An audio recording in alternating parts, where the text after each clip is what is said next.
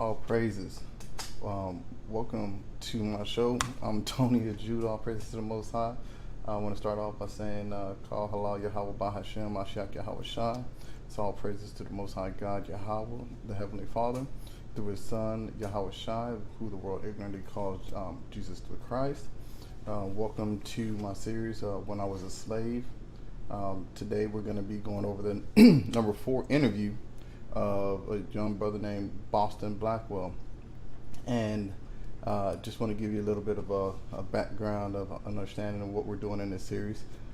In this series, we're going to be using the Bible to do some biblical breakdowns to show that there's biblical proof that the slaves that served in the Americas captivities are actually the biblical Israelites.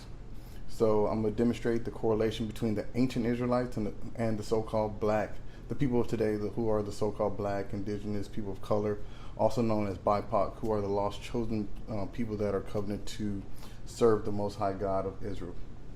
So just a little background behind the authorship of When I Was a Slave. During the 1930s, the U.S. economy went into a Great Depression, and Esau considered it to be one of its most devastating economic crises that was experienced in the Americas.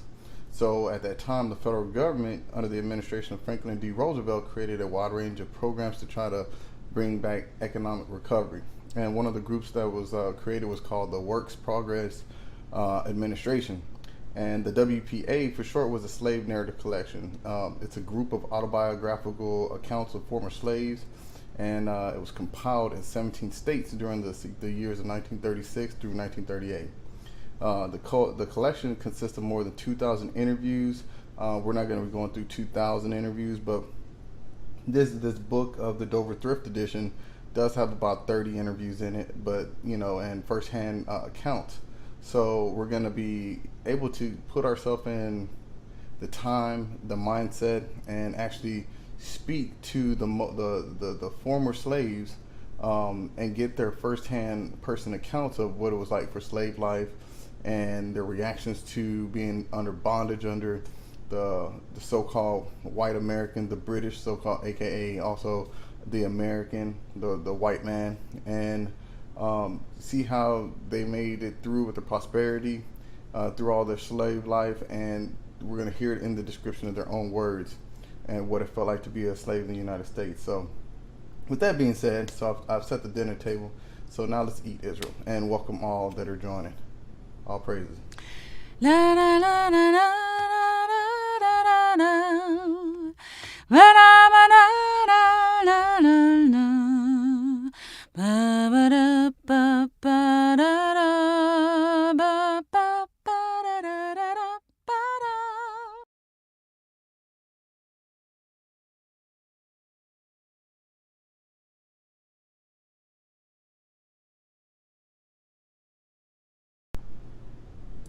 All praises, all praises. Welcome to the brothers out here that are just getting into understanding the truth, and or just have the Lord's leading them into the understanding, and have the heart and ears to just listen to the Holy Scriptures and the breakdowns. And all praises to those that are searching for their true identity and finding it within the Holy Scriptures. And all praise to the women that are representing their husbands and being diligent and studying and being submissive to their husbands, and all the young men out here and the older men, just the men of Israel that are returning to keeping the commandments and trying to build themselves up so we can be leaders to the Gentiles and leaders amongst our own people first, and through all the glory of the Most High God. So this edition, this series, we're going to go through the 4th interview of a gentleman called Blackwell. And with that being said, let's just get to the story. All right, I'd like to go over a couple things. This is a Boston Blackwell. So he lived in North Little Rock, Arkansas. And if you know anything about the South, to this day, Arkansas is one of the most racially hateful places to live in the United States of America, still to this day. I believe there was a video just circulated that a Israelite that was, I believe, homeless, was being viciously assaulted by 3 so-called white cops, Edomites, that were beating them down just aggressively. Just they had them subdued, but yet they still wanted to show their authority. So they just began just laying in on them, and the Lord put some eyes, like the Lord said his eyes are brighter than 10,000 suns. So there was a camera, somebody videoing, and caught the whole event on tape, and we were able to see again another day, another event where our people are being just brutally and viciously, perpetually hated and assaulted and treated at the most violent ways that a person could perceive to treat another person. And so with that being said, I'd like to put a little bit of premise down for understanding who, what, where, and when, and why. So this series is about understanding that the people that are in the Bible, the Israelites, are also the people of color today, which are the so-called African American man, so-called Jamaican, Haitian, anybody who was through the transatlantic slave trade or any of the Americas slave trade from the early the age of discovery, from when dirty Christopher Columbus came over here with that bloody sword and killed our brothers of Gad and started selling and trading from South America to North America to the Central Americas to the islands. That's just for the Western Hemisphere. That's not to state all areas, because the Lord said we would be scattered into all four corners of the earth. But this is primarily just detailed to the Western Hemisphere. And so the Bible itself, the context is structurally for and by and togetherly written for the historical records and accounts of the Israelites. And the Bible shows the history, the prophecy of the judgments that will to befall Israel if they do or do not keep the covenants that they made with the Most High God. What judgments will befall the other nations that have had a treacherous hand in oppressing and bringing ill fates against the children of Israel, and also the salvation that we're looking forward to from our Messiah, our King, Yahweh Shai, who the world is ignorantly calls Jesus the Christ. Through him, we've been reconciled back to the Holy Father, and we're waiting patiently for our salvation and getting built up in the spirit and in the body, regathering the remnant of Israel that wants to serve the Most High God. So, with that being said, let's just go to the Holy Scripture so we can see where in the Scriptures the Lord has designated a special people to himself that he himself is only speaking to. So if you go to the book of Deuteronomy 1, this shows you where the Lord is speaking and to the children of Israel, actually through Moses. So this book is titled and delivered, the recipient, that's the right word I'm looking for. The recipient of the scriptures are detailed as to be Deuteronomy 1:1. These be the words which Moses spake unto all Israel on the side of Jordan in the wilderness. So even if there was a dispersion during the Exodus, where a mixed multitude may have came out of Egypt during the salvation of us being released from Pharaoh, he's still detailing that whatever's going to befall and be delivered in the book of Deuteronomy, and even before then, that this is saying that in Deuteronomy, it is detailed to the children of Israel, the people of Israel, in the wilderness. And there could have been a mix. So it's separating that if there was a mixed multitude. So it's only telling you that the children of the people of Israel, this is who this is being spoke to. These be the words which Moses spake unto all Israel on this side of Jordan, in the wilderness, in the plain over against the Red Sea, between the Paran and Tophel and Laban and Hazeroth and Disabab. Okay, so now we can get a little bit of context of who Deuteronomy is written to. And Moses wrote the first 5 books, which would be called the Torah. So Genesis, Exodus, Leviticus, Numbers, and Deuteronomy were authored by Moses through the Most High. Okay, so let's get a little bit of understanding of why this has befallen our ancient forefathers and our, not even so ancient, you know what I mean? Like, just from the recent 1600s, just some, let's see, picture slavery. Let's see, why has these, let's see if we can get some decent images so we can get, I like to be able to show visually. So like, why did these things happen to our forefathers? Why was slavery a part of our life? And there's a good reason for this, and you can't look into anybody's and everybody's history and past and say that they've experienced chattel slavery to a level where not an individual, not like a handful, it's comparatively. Let's be fair upon the table. That's what I think the Lord said. Do righteous judgments. Don't be, unrighteous in your judgments. So just out of fairness, there's been slavery done throughout the world, but how many accounts can you ever say that an entire nation of people have been removed from their land of their descendancy and dispersed into hard chattel slavery bondage, that not only did they serve in it, but they're still under the same people who oppressed them and stole their ancestors and forced them into hardcore chattel bondage and slavery. Salaki. So with that being said, just 1 second. Oh, Salaki.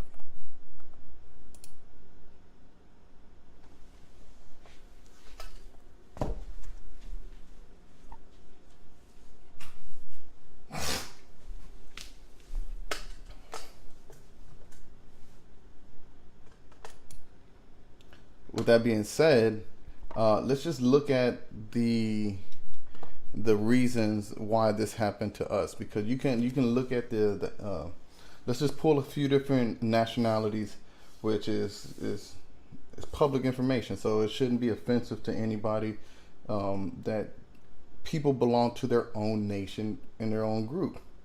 I know plenty of people that love that they're from India, and they love their culture, they love their history, they know their roots, they know how they can go back thousands of years and say this is where our people come from,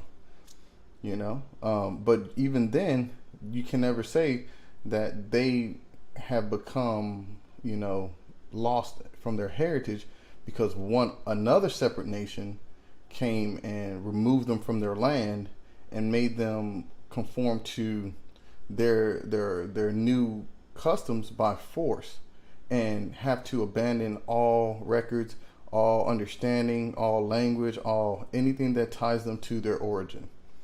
What people have that happened to?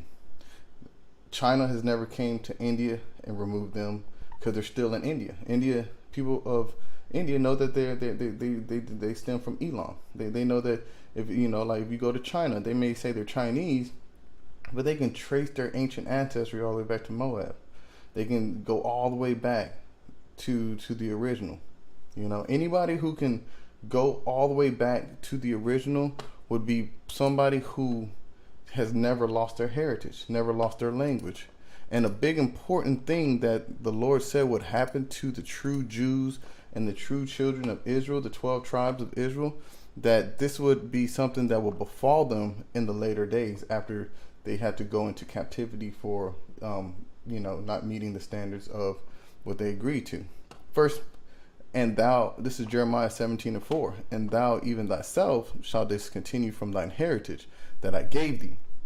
So if you're a Jew and you're claiming to be of the descendancy of Abraham, Isaac, and Jacob, there has to you can't refute the evidence of claim. So if you define your existence off of record, which the Holy Scriptures are record, But your claim goes against the standards set by the ancient text, the authoritative text, to define actuality. Then that must mean that you're a deceiver and manipulating based off of public opinion, politically correctness, and just pure manipulation and deceit. So the Lord said that the children of Israel would discontinue from their heritage that I gave thee, and I will cause thee to serve thine enemies in a land that which thou knowest not. So if you say that you're a Jew or from a tribe of Israel, and you're like, I can trace myself all the way back to the original, to King David, you're a liar. And let's just get that real quick, because this doesn't make, I don't like liars. You know, I hate the ungodly should be set against the godly, and you know, the truth is within me because I keep these commandments, and I'm a servant of the Most High God. You know what I mean? And I don't like lies, and I don't like anybody defaming my heritage, and I definitely don't want somebody to be stealing, you know, what rightfully isn't theirs, just because we've lost it. And that's proof in itself. We've lost it, so it's been up for grabs. So if somebody's claimed it, like a jacket in the lost and found, how are you going to prove against that I'm not the owner of these gloves if they just been sitting in this box for a year, and I come back and I'm like, those are my gloves, because I saw them across the room now I have proof that I know that you have blue gloves because I saw them when you didn't see that I saw them, and now I'm coming to claim it and nobody else is here. So now only deduction is they belong to you. But the Lord said, first off, that look, the Lord said that we would forget who we are. So if you ain't forgot that, and you're currently right now calling yourself a Jew all the way from the original, that means you didn't lose it. It doesn't mean that you're those people, because the Lord said that in the end times, that, listen to this, Revelation 2:9, I know thy works and thy tribulation and poverty. So if you were going to be a true Jew, that means you would be going through it right now. That means that you would have the worst, no matter what part of the earth that you're in, you'll be going through your people as a whole. There's stipulations. We're going to go through them. You know, you'll be called a byword. You'll be in the worst parts of the cities, and you'll have the worst parts of society. Your people would go through tribulations, meaning that, you know, you can get pulled over and get shot dead just because you're complying with the orders that they're giving you. That you can't get a job. You're going to be last hired, first fired. What's another one? Not owning, you know, not being able to say that we fund everything. We're the heads of banking institutions, you know, and poverty. So the true Jews are broken, going through it, being victimized everywhere they go, and have no sense of saving. And everybody, all nations would be against them, working together as collectively as one to oppress them, to ensure that they never rise to their power, because they befell the curses that they agreed for the covenant. But the Lord said, but thou art rich, and I know the blasphemy of them which say that they are Jews. Blasphemy is a terrible, terrible lie, meaning that it's just so bad. It's like saying, like, it's like, think about it in the concept that you see a baby, you steal a baby, you raise the baby, and you convince the baby that we're your parents, but then your parents, you know, you realize that something's off. It's not what they say, because you found some records that say that your true parents, they look like this, and they live from here, and your true father was a 6'3" so-called black man, Israelite, but the parent that you got here is a 4-foot so-called white dude, an Edomite, because he stole you, and now he said that you're his kid. But that's a huge blasphemy, because now you can see the difference, you can see the lie, you can see where it doesn't prove it proves that you're not who you say you are. And now you've been exposed, and the rest of the world's okay with the lie, because they're in cahoots with trying to make sure that they're woven into the deceit and the success of the rest of the globe and the other nations reigning over you with power. But the Lord said that you're rich, because we've got the promises. We made the covenant with the Most High God. So lift your head up, Israel. Understand that Israel is principal power with God. So we have power with the Most High. The Most High respects us. He looks at us as if we are his bride. He loves us, and he only loves us. He doesn't love the other nations. He never loved the other nations. He's only dealt with Israel, no matter what. And that's all biblical. Every one of those, Amos 3:1, Joel 2 and 26, 2 and 21. That so there's countless scriptures to let you know that the Lord only loves and has chosen Israel. That's it. I just want to get one real quick, just because if you go all the way, just go to the very last book of Leviticus, the very last scripture of Leviticus 27 and 34.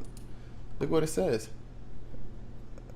These are the commandments which the Lord commanded Moses for the children of Israel in Mount Sinai. He didn't give this to the world, so the world isn't the focus of the Most High. He doesn't care what the rest of the nations do. He only cares about his children. That's why he calls Israel his children. You see what I mean? Possessive. And so Deuteronomy 1:1 shows that he's speaking to them. But let's just do one last one. Deuteronomy, just so you can see where the Lord has made a definitive choice. And it's been that way from the beginning. This is the Old Testament, right? That's what people like to have excuses. Oh, that's the Old Testament. There's no such thing within Scripture other than just when it was modernly put together, so it can be understood from the point of the law being given, the word being delivered from the Most High Himself to to salvation and the things to come from His Son. But Deuteronomy 7:6 says, "For thou art an holy people unto the Lord thy God." And remember, the book of Deuteronomy is titled to Israel, right? And Leviticus, Numbers, Deuteronomy is the last book that Moses wrote. So even from Leviticus to Deuteronomy, it still shows that the Lord, for thou art an holy people unto the Lord thy God. The Lord thy God hath chosen thee to be a special people unto Himself, above, not equal to. So all men aren't created equal.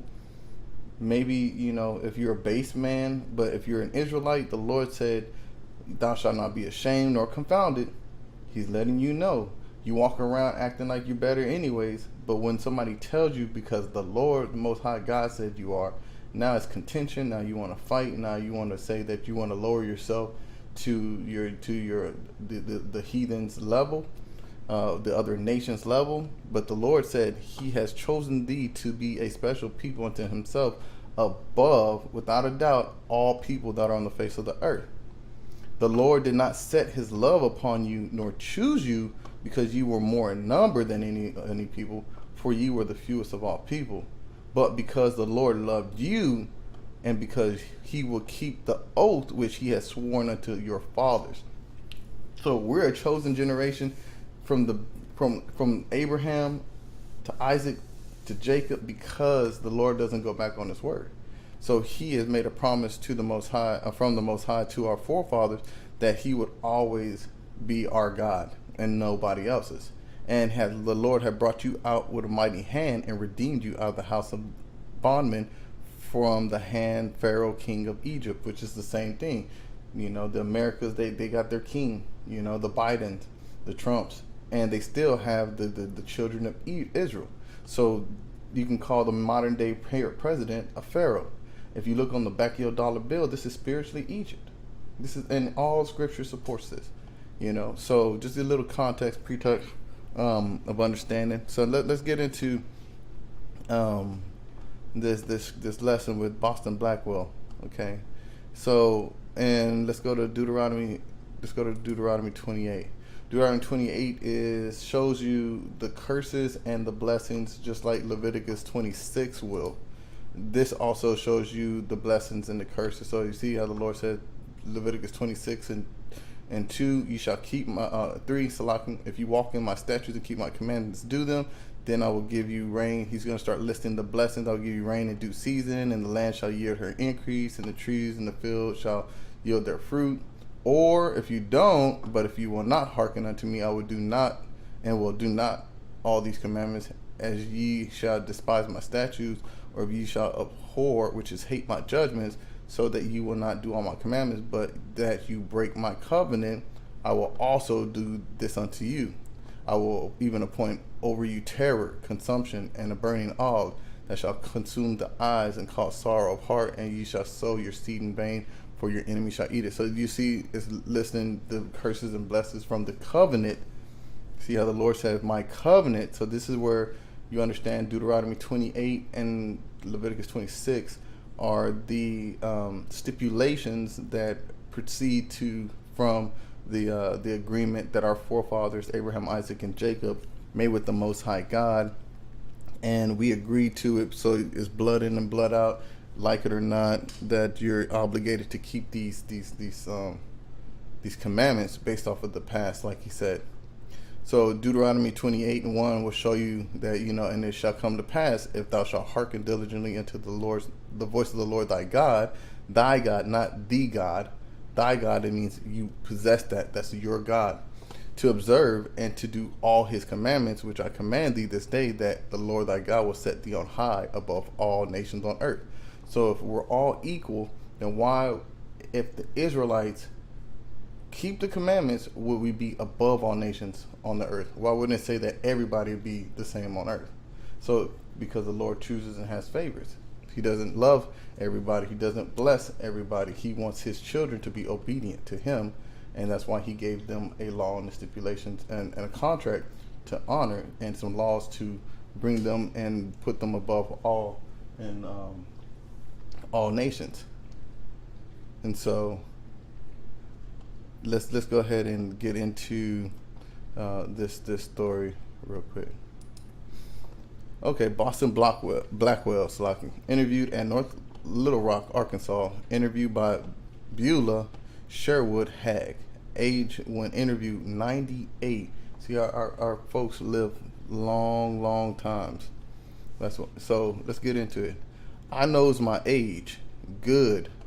Old Miss, she told me when I got sold. Boss, you was 13. Born Christmas.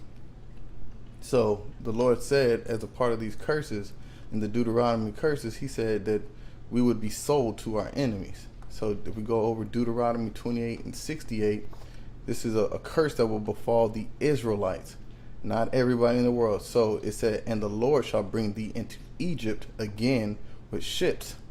And let's see, let's type in slave ships. And our people, as you can see, life on board slave ships. This is us. These are our ancestors.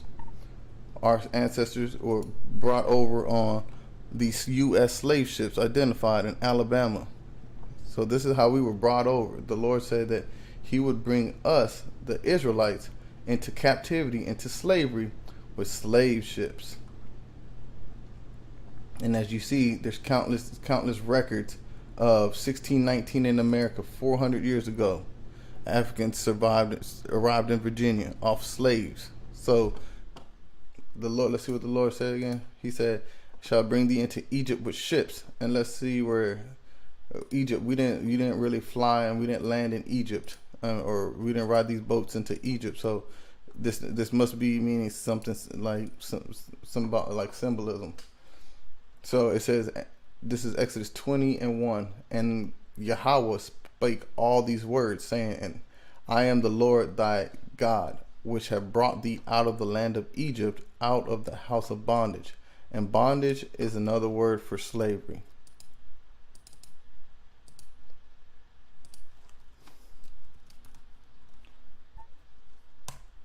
Bondage. State of being a slave. Without see, and look at the next thing that was literally posted. You can't make this up through the Spirit. The deliverance of the Israelites from Egypt's bondage is the example that they use for bondage, for slavery, for being a slave. State for being a slave. So if you're a slave, that means you're in slavery. Some similes, slavery synonyms: slavery, enslavement, servitude, subjection, So now you're able to see that it says bring you into slavery again with ships. And as we saw, we're the ones on these slave ships in America, coming into this to this land. By the way whereof I spake unto thee, thou shalt see it no more again. And we've never been returned back to our homeland. You ask a so-called Native American or Hispanic or black man, just ask a so-called black man, where you come from? They're going to tell you 2 continents, Africa, America. I'm African American. Nobody's American. Nobody descends from this land. Nobody originates from here. Africa, how large is that? How many countries are in Africa? Let's see.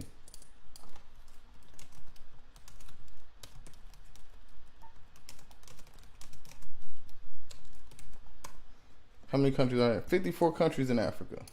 So ask a so-called African American, which country in Africa do you trace your roots to? Where do you come from? Since you're African American, that means you belong to this entire continent. That's where you say you're from, this whole place. People from Africa don't say that they're from Africa. They say that I'm Sudanese, I'm Ethiopian, I'm Liberian, I'm Kenyan, I'm Nigerian, so on. I'm from the Congo, I'm so on and so forth. But we're so destroyed, like the Lord said, for a loss our heritage, that he would make us serve thine enemies in the land which thou knowest not. For ye have kindled a fire in mine anger, which shall burn forever. So how could we make the Lord burn with anger so bad? Because we did not keep his commandments. And now you see that the curses befell the ancient Israelites and you'll see that they had to go into slavery with ships, and they've never returned to their homeland. Thou shalt see it no more again, and there you shall be sold unto your enemies. And if they say slave auctions. Slave auctions, that's interesting. Here, look at this. Streets, Charleston. This is the slave auctions. This is what they depict and draw. Old Slave Mart Museum in Charleston, South Carolina. To this day, they have a slave museum where they would sell so-called Negroes. And that's just one place that they would do that. A woman, a Negro wench. That's what they called our women, wenches. To be sold. A place of Charleston. Cash on Thursday the 17th of January, next of 2 o'clock. A Negro wench that is an extraordinary good washer and ironer, with her 5 children, 2 of them very handy girls, 1 very handy boy, the other 2 are young, and also an old wench, all belonging to the children of William B., deceased, William B. John Rivers, MB, at same time and place, will be sold for 5 stout, young, valuable fellows. That's how the so-called white man was advertising us as cargo and as like chattel. Like, go to the auction yard to get you some beef. You can go find you a nice heifer, a little calf and some wagyu. That's what they were doing to us. Like, we're delicacies. But just disgusting. But the Lord said you'll be sold unto your enemies, and your enemies are who bought us, the so-called white man. And so the Lord even said in Mark 17:4, he said you will serve thine enemies in the land which is thou knowest not. We didn't know nothing about the Americas before we got here. In this land we had to serve as a so-called white man. So if you enough, sorry, I'm not. You should quit being effeminate. I hope you stand up when you got to use the restroom. You know what I mean? This is what it is, man. You just make your plights of your people. If you can sit here and be like, no, our enemies, they're our friends, they love us. Really? Since when? Since when? Tell me. Give me one documented day where one of their people didn't kill one of our people. Like, today, did a so-called black man die at the hand of a white man today? Let's see. Let's just gamble. Black man killed today. Killed today.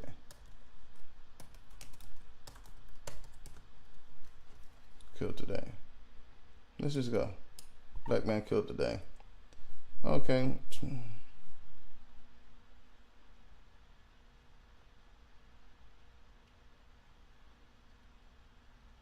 And you know, a lot of these records don't show live times. It's not like they assume that somebody murdered, they put them on here.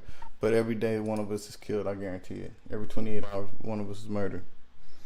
So you get a little bit of understanding that he's saying that he was sold, and that would be a curse. One of the first curses, that the first two sentences, that this young man was, well, when he was young, he was sold at 13 and born on Christmas.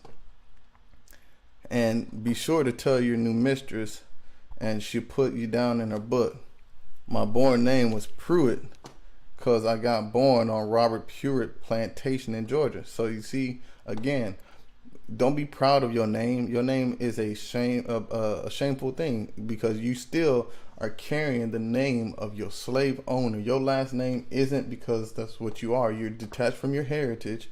So if you're a so-called black man and you got Johnson or any name of those English names, you literally are walking around proud to be property still, because you haven't shed that. You don't want to shed that. You're not trying to seek out your heritage so you can get your true name and true identity, because you walking around with your the owner of your plantation owner, their name. That's how they used to brand and collect their product. I got born on Robert Pruitt's plantation, you know, and my born name, okay, so like in Georgia, Franklin County, Georgia, but Blackwell is my free name. So when he got done, he freed himself. He changed his name. See? Just like us right now, we understand this information. You start learning your identity. You should look for a new name so you can free yourself. You see, after my mammy got sold down to Augusta, I wish I could tell you the man what brought her. I ain't never seen him since. I ain't never seen him since. I was sold to go to Arkansas, Jefferson County, Arkansas. Then was when old Miss told me I'm 13. It was before the Civil War. I come here. The onlyest auction of slaves I ever seen was in Memphis. Coming on to Arkansas, I hear the girl bid off for $800. She was bid about 15, I reckon. I hear the woman, a breeding woman, bid off for $1,500. They always brought good money. I'm telling you, it was when we was coming from Atlanta. So a couple of disturbing things there. You see that they called our women breeding women, but isn't that kind of similar to right now how they basically advertise our women for sex? Every woman that you see has all her goods out, trying to advertise that she's ready for sex, which leads to breeding. So the mentality is still stuck in our women that they need to be bred. They're breeding, and they're always advertising to get the next dollar. And they realize that they can cut out the middleman, which was the slave owner, in so many ways, and be the one that collects on their own breeding necessities, basically the sexual aspects of their bodies. And so a few things that on this paragraph that got us was that, you know, you see how they introduced to us Christmas at that time, and that's not one of our customs. And look, within the Holy Scriptures on Jeremiah 10, it says, "Hear ye the word which the Lord spake unto you, O house of Israel." And you're going to read, if you actually read the Bible, you'll see that everything is detailed to Israel, not the landmass of the people, not the Israelis. The Lord says Israelites, descendants of Jacob, Yisrael. So that's very important. The Lord said, "Thus said the Lord, learn not the way of the heathen, and be not dismayed at the signs of heaven, for the heathen are dismayed at them." So he told us, don't celebrate Christmas. Don't be practicing what they do. "For the customs of the people are vain, for one cutteth a tree out of the forest, the work of the hands of the workmen with the axe. They deck it with silver and with gold. They fasten it with nails and with hammers, that it move not. They are upright as the palm tree, but speak not. They must needs be born, because they cannot go. Be not afraid of them, for they cannot do evil, neither also is it in them to do good. So he's letting you know they're idols, so they have no power in them. So you putting things under them, giving them offerings. That's what presents are. You're dressing. You're giving. You're worshiping an idol here, because the Lord said that this custom is vain and it's idolatry. He said, don't do after the heathen, because they love this stuff. They don't know how to live without it. It's so to the point where now you can go to other countries that are not colonized, and they incorporate like Christmas into their traditional culture, and it just doesn't fit, because it's like it literally doesn't fit. It's like new wine in an old bottle. It just doesn't work, So let's just continue on this. We'll go to Deuteronomy 28 and 37.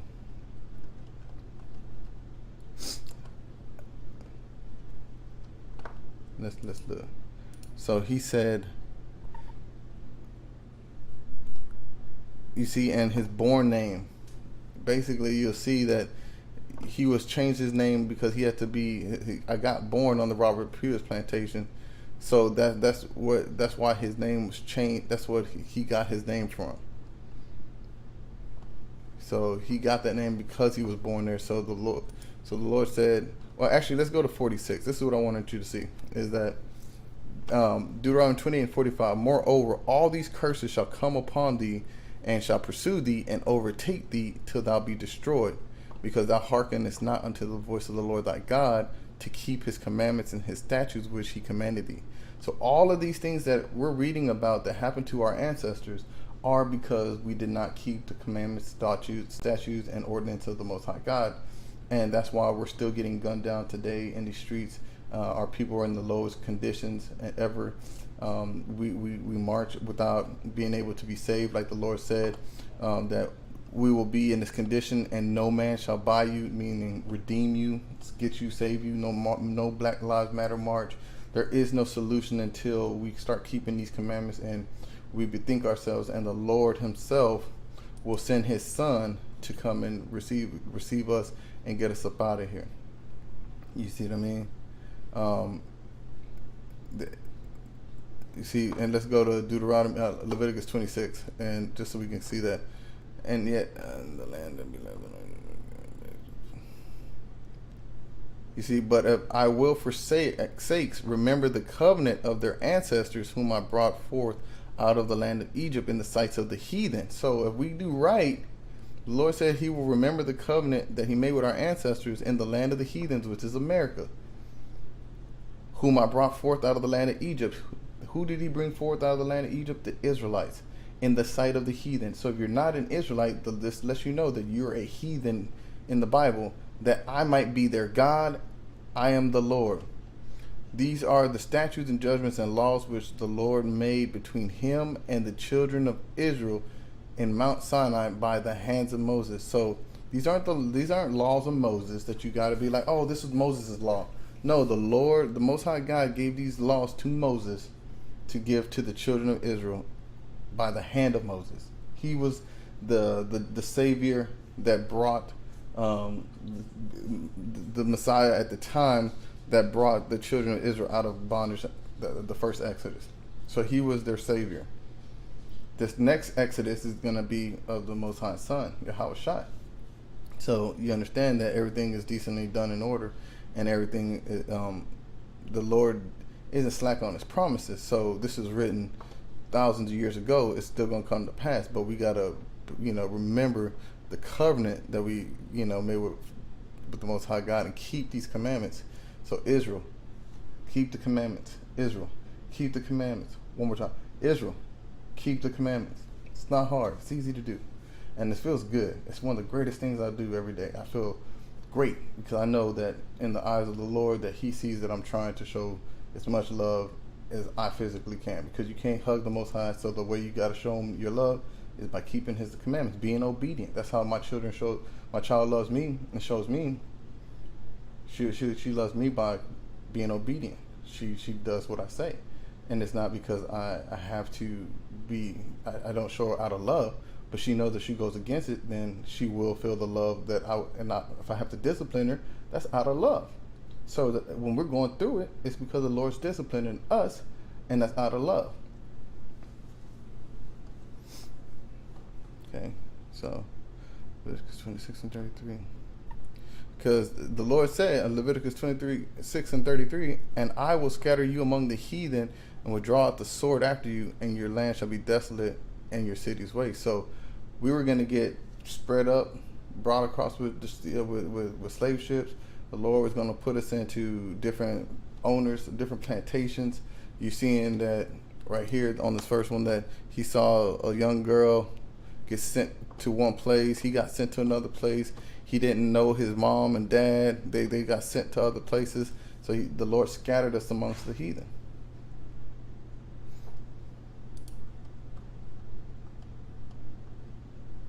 You see, in Deuteronomy 28 and 41, thou shalt beget sons and daughters, but thou shalt not enjoy them, for they shall go into captivity.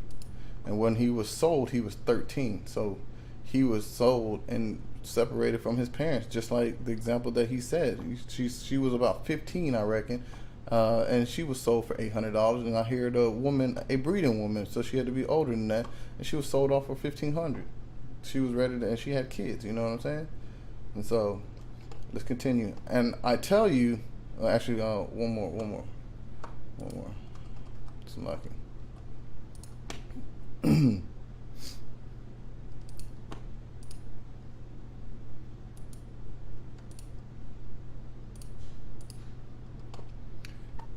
And you see, and the merchants of the country, this is First Maccabees 3 and 41, and the merchants of the country, hearing the fame of them, took silver and gold very much, and came into the camp to buy the children of Israel for slaves.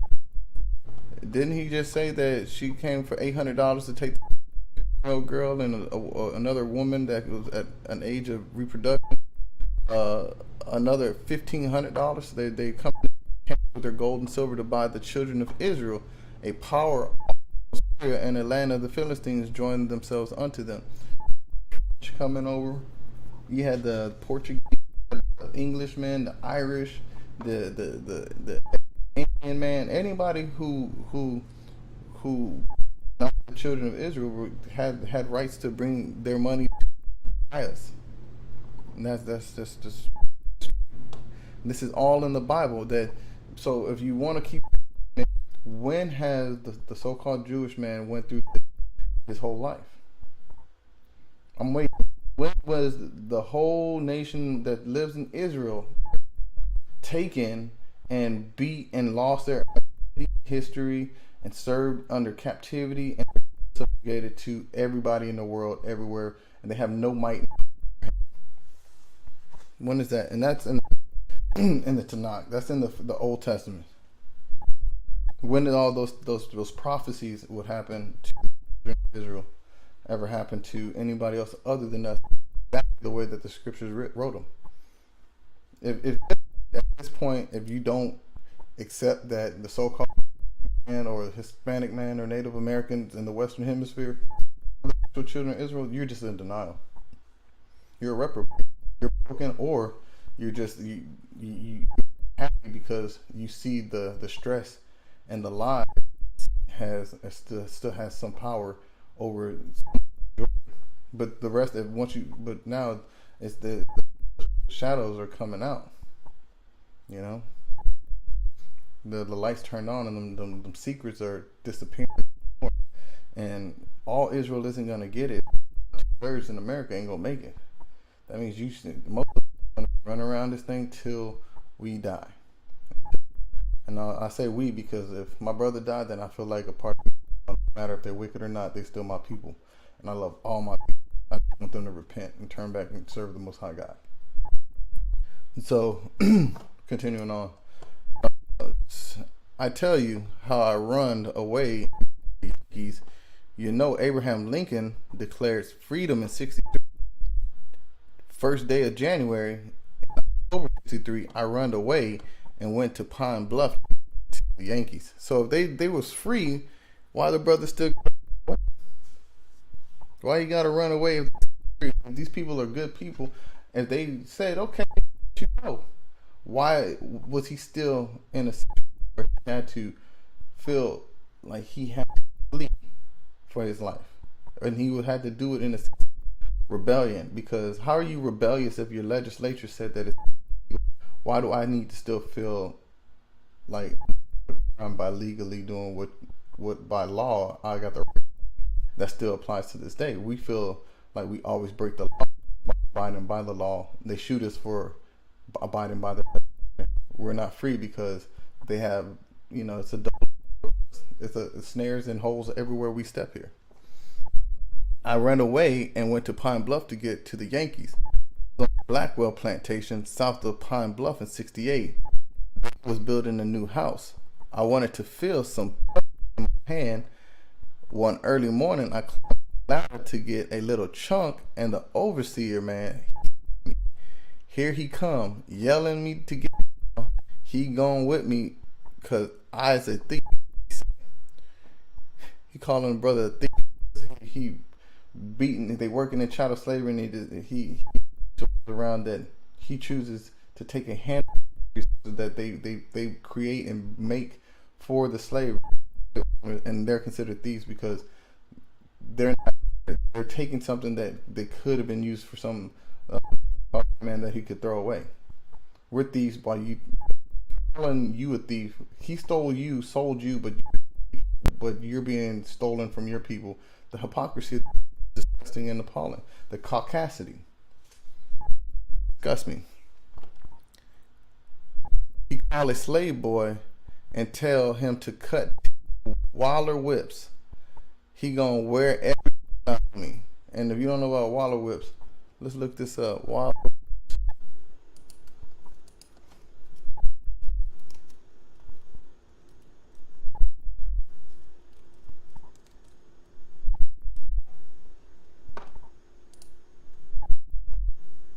They're not gonna. You see these right here? This is little branch, some big ass branches, tree branch. Let's look at that. These right here, these are Waller whips. And these big ass witches. He gonna wear every last getting whipped. Dirty old man go. He said he got 10 of them and he gonna wear them out. I mean, he gonna break these on. He gonna break these on. Look at this. 10 of them on your back.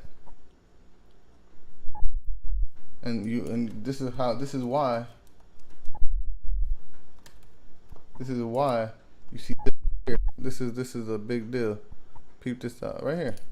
This is why our backs look like this. Because that's what they're taking a chunk of something that they stole from you in the first place, you to death.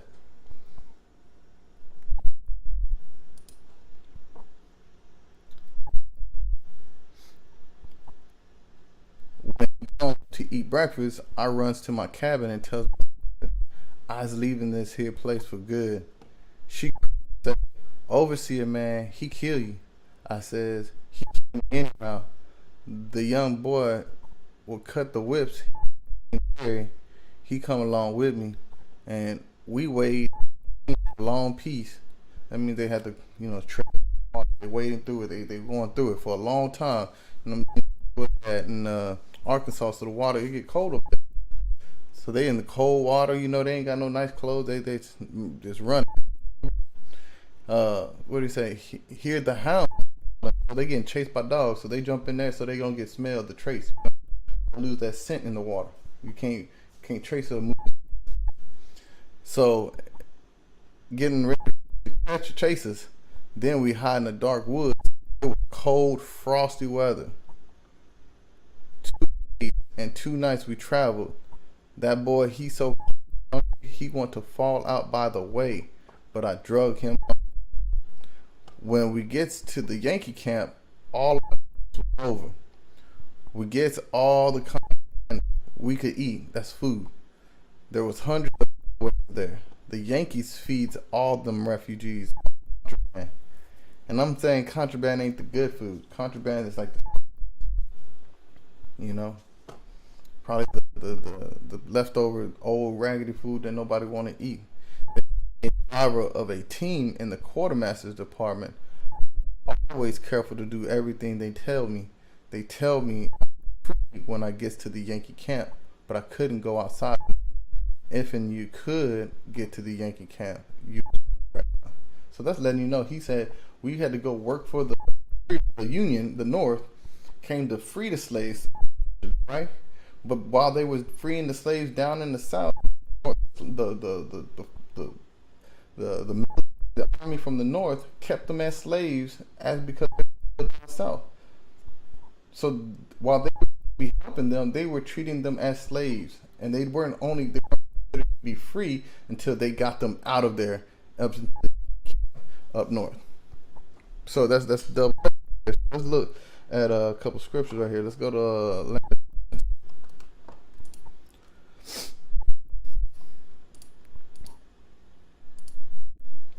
Lamentations 4:17. As for us, our eyes as yet failed for our vain help. In our watching, we have watched for a nation that cannot save us. So when the brothers right here, he ran away.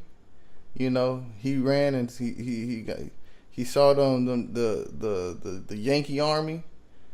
You know, when they got there, they felt like, hey, they gonna feed us. They feed us, the refugees. They made us. You know, they taking care of us. They protecting us because from the South. But when they got there, shit, he had to make sure that they did everything that they supposed to do, just like they said, because the Yankees treated them like they were slaves. And they tell me I was free when I get to the Yankee camp, but I couldn't go outside much. You see what I'm saying? So they were not, you're not free. Due date 28 and 65. Let's go through these, so we can see the curses that this will befall us. Yeah, let me just do this real quick, just so we can have context. The Lord said, moreover, all these curses shall come upon thee, Deuteronomy 28 and 45, and shall pursue thee and overtake thee till thou be destroyed, because thou hearkenest not unto the voice of the Lord thy God, possessive, to keep his commandments and his statutes which he commanded thee. And this is the important part. And they shall be upon thee, you Israel, your history, your ancestors, your great-great-grandparents, for a sign and a wonder, and upon thy seed forever. So just like they were the same people that were slaves in Egypt, that it would still be the same story, that my family went into slavery, they were beat, all these things befell them. Look, it would still be in 2022, reading the same scriptures from the Most High God, that you would be able to identify with these same curses as being the same thing that befell you and your ancestors. So that's one of the biggest things to understand, why this chapter 28 and 26, these are the signs that will be used forever to identify the Israelites after they were going to lose their heritage, identification, and understanding. They wouldn't need to be able to have something to prove. It's like a gotcha. What do you call them, a gotcha? You know, which one of these pictures have bicycles? You know, you got to pick 3 bicycles. This is the same deal. Which one of these right here identifies the Israelites? You're Caucasian, so did you get stolen from another nation from one end of the earth to another? Did your people get taken from one end in slavery? No, then it doesn't apply to you. You're not Israel, so the Lord isn't dealing with you. This doesn't apply to you. But if it does, start checking them off, then you will realize that you're an Israelite, and you need to abandon your byword, the name that you've been called. You see what I'm saying? 37, and thou shalt become an astonishment, a proverb, a byword among all nations where thy Lord shall lead thee. So if you're calling yourself Mexican, everybody in the world knows about Mexico, so they're going to call you Mexican, even though you know that the ancient Aztecans and Mayans were in Mexico, the Central America, and all that area. They weren't called Mexican before the so-called white man came over here and drew lines and stole everything that he destroyed. And all the people in all those areas, look at the governments, look at the societies, look at their economics, look at the living conditions and qualities. They're shooting each other, they're drug infested, they're poor, they don't know who they are, they're in desperate need of resources. And all of those places were rich in resources before the so-called colonizers came and took all those things. destroyed the living structures, the family structures, the government and understanding that the people had just to steal their gold, silver, resources, food, buffalo, all the crops, everything. So we have true crimes of against humanity, and they're still in power to this day, just atrociously killing the same people and inflicting the same savage oppression to those same people that they brutally came and conquered over, half a millennia ago. They're still doing it, and they're still proud to do so because they're proud to be an American, which disgusts me if the Lord, I can't wait for the Lord to return and get us back so he can get us out of this land of abominable acts, disgusting behavior, these base people, and they have no laws, morals, and understandings, and they're hypocrites. They're white privileged hypocrites, and other nations come over here with the same privilege. All nations are hypocrites until they're hypocrites once you have to have them account for their peoples and the entirety of nations responsibility, because one Chinese person isn't given, right, currently in the situation, the world wants to say that China has human rights issues, but it's not one Chinese person oppressing another non-Chinese person. They look at China as a whole nation, and the people, even if it's a small number of people group, those people are getting oppressed and treated poorly, inhumane from who they blame China. But they don't see that within themselves with the people that they do here in this country that they built off of their ancestors and their current people that live here, slave, blood, sweat, and tears. They're hypocrites, man. This place is just abominable.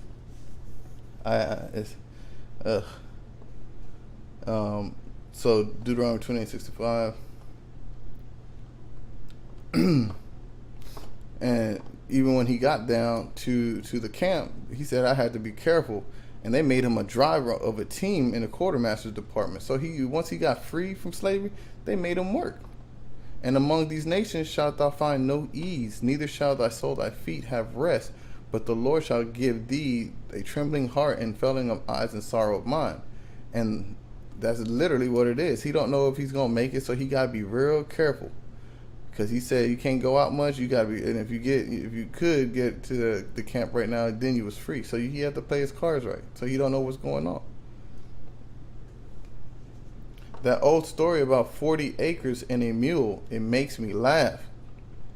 They sure did tell us that, but I never knowed any person which got it, because they liars. They're natural. Every treaty that they've been, the so-called white man has invoked. Every word that comes out of his mouth is a lie. He lies. He's a perpetual, habitual liar. Disgusting. And this is proof from a firsthand. This isn't even from my, just beyond the experience that I see. This is actually from somebody who was so brutally oppressed by this people that created this government and system in this country to be in a state where it's managed this way. We built it up with our bloods and hands, but they manage it by their rules and oppression. The officers told us we would all get slave pension. That's just exactly what they tell.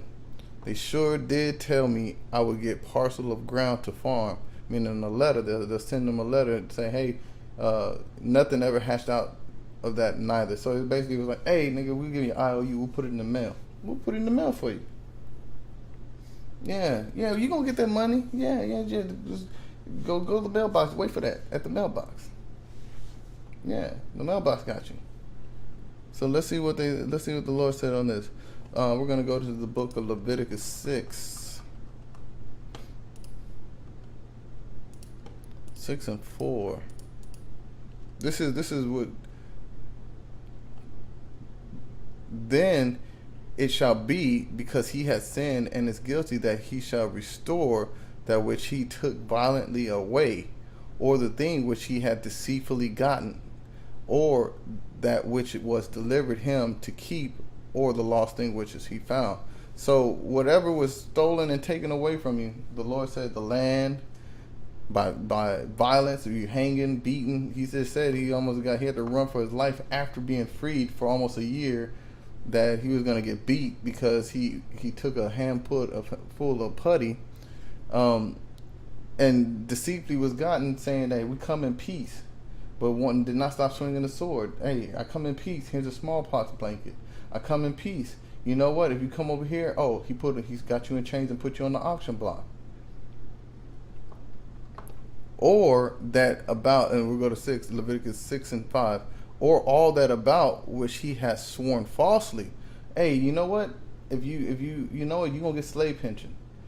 Just wait for it in the mail. You're gonna get some slave pension. It's gonna get there. You know, he shall even restore it in the principal, and shall add a fifth part more thereto, and give it unto him to whom it apparented in the day of his trespass offering. So if these people were upright and kept the laws of God, and was the people that the Lord said was these people, then they would have did this. They would have said, we are free.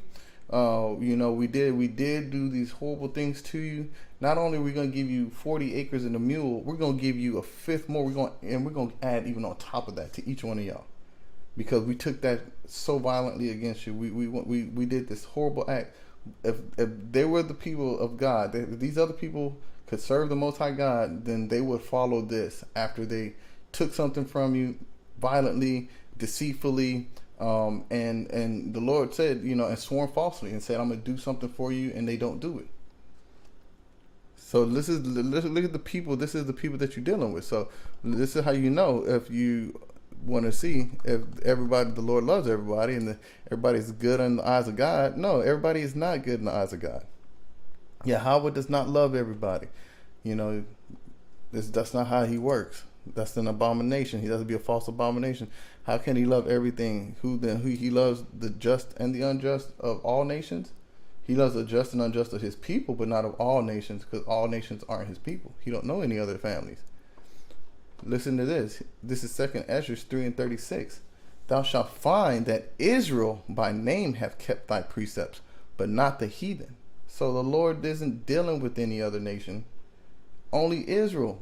So Israel would be the only people that would have the right spirit within them to, even if they offended their brother and did something horrible to their brother, that by the law that they would have to atone for that, and not just only give back what they did and take. They had to add and give more than that. You see what I'm saying? And this is a part of the law. But the Lord said that the heathen don't keep his law. They don't know his law. So if they don't know his law, then how can they show? Look at this. Let me ask you a question. If the scriptures say that the heathen don't know the laws of the Lord, then how can the heathen say that they love him? When this is what the scriptures say, 1 John 5:3. For this is the love of God, that we keep his commandments, and his commandments are not grievous.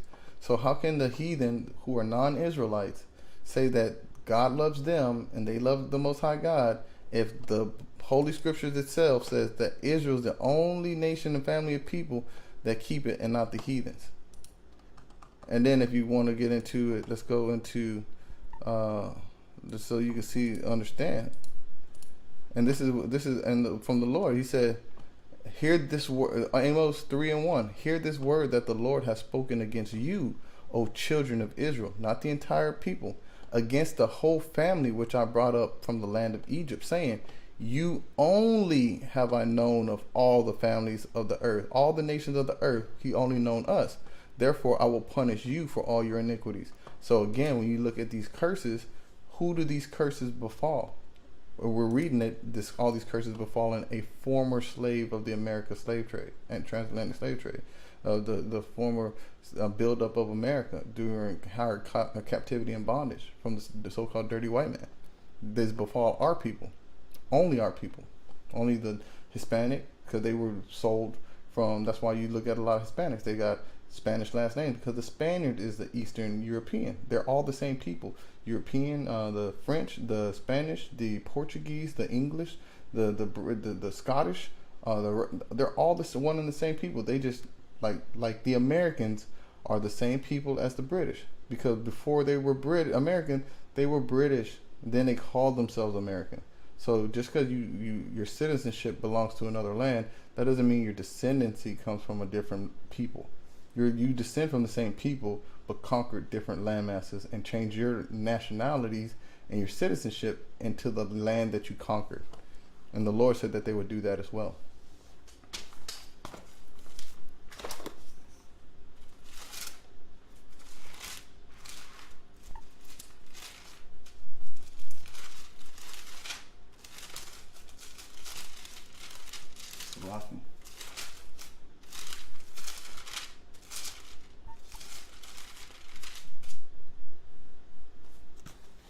Yeah, you see? Right here. Let's go right here. Something's 49 and 11. And you see, right here, their inward thought is that their houses shall continue forever, and their dwelling places to all generations. They call their lands after their own names. So that's exactly what the heathen do. And that's exactly what the so-called white man did. That's why he's no longer British in America. They're American. And so this their way is their folly, yet their posterity approve their sayings. Salah. And this is just what they do. And this is literally the Lord calls how they operate in the whole folly. He said, when I got to Pine Bluff, I stayed contraband. When the battle come, Captain Manley carried me down to the battleground, and I stayed there till fighting was over. I was a soldier that day. I didn't shoot no gun nor cannon. I carried water from the river for to put out the fire in the cotton bales what made the breastworks. Every time the Confederates shoot the cotton, it come on fire. So after the battle, because they had these big ass muskets, so when they load the muskets up and boom, that flame hit all them cotton bales from the slaves picking all that cotton. They were fighting in cotton fields and off of plantations that they were taking over. All these battlegrounds were over the plantation in the South. So they setting on fire, so they had to go get some buckets of water and pour it onto the cotton so they wouldn't waste those resources, because they still wanted them somebody wanted that money. Even if they were going to take it from the North, take it from the South, the North was going to sell that and confiscate that. That's literally the same equivalent of sanctions today. So like an oligarch boat from Russia, if it gets into international water, they'll take that and confiscate that, and now it becomes an asset of whatever nations took that from the nation with the sanctions. So they still operate the same way. So after the battle, they transferred me back to quartermaster driver. Captain Doldridge was his name. I served in Little Rock under Captain Haskell. I was sworn in for during the war. It was on the corner of Main and Markham Street in the Little Rock. I was sworn in. Year of 64. I was 5'8" high. Living in the army was pretty good. If and you obeyed them Yankee officers, they treated you pretty good. But if and you didn't, they sure went rough on you. So let's go to Leviticus 26 and 24.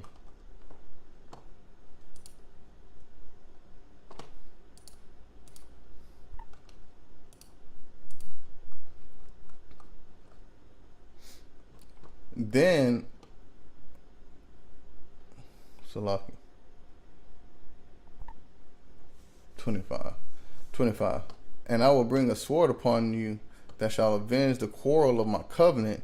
And when ye gather together within your cities, I will send pestilence among you, and ye shall be delivered into the hand of thine enemy.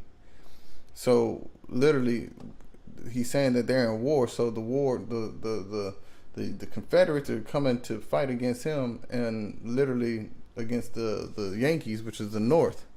So the sword is coming upon them, and they'll avenge the quarrel of my covenant, because he think he gonna outrun it and get free. But the Lord is avenging that his ancestors, and they're still in bondage. They're still serving out the sentence of the Most High. So there is not going to be any peace. You're going to still have to fight, and you're still going to have to recompense the quarrel of his covenant.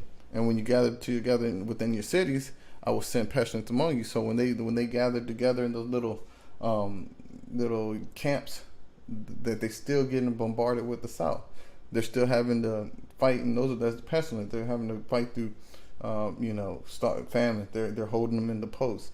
They're not getting food delivered. They don't have weapon shortages. They're getting attacked by the elements. And you shall be delivered into the hand of the enemy. So, and if that camp falls, then guess what? The North didn't win every battle against the South. And so there was times when the North fell, and those slaves that were free were regathered up and redistributed to a new plantation, became slaves again, or probably hung. You know. And we'll go to Wisdom of Solomon 14 and 30.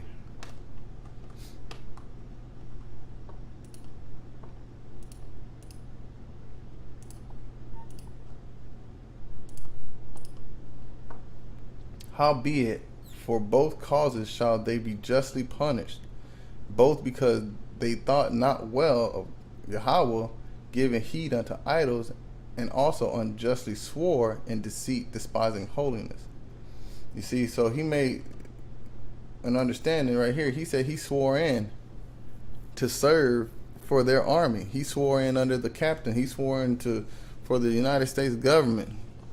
But he swore deceitfully, because he is not trying to, basically, look what it's saying. He swore unjustly, and also unjustly swore in deceit. Because we're not supposed to swear our allegiance to other nations.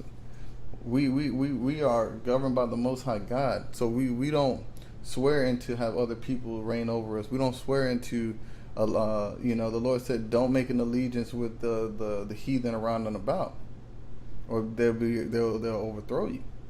And literally, he's for howbeit both causes shall they be justly punished, and he's being justly punished because he's trying to attach himself to his enemy. And the Lord said that wouldn't do well with the Most High God. And if you're looking for somebody else to be a savior that isn't your people, then those are idols. Those are false images. That's idolatry. You're believing in familiar spirit. You're believing in other works that aren't prosperous from the Most High God. They're false. So the North's coming, the Yankees coming to save you as a force. That's an idol. That's idolatry, because you're looking for people that to save you, a false Messiah, a false Savior.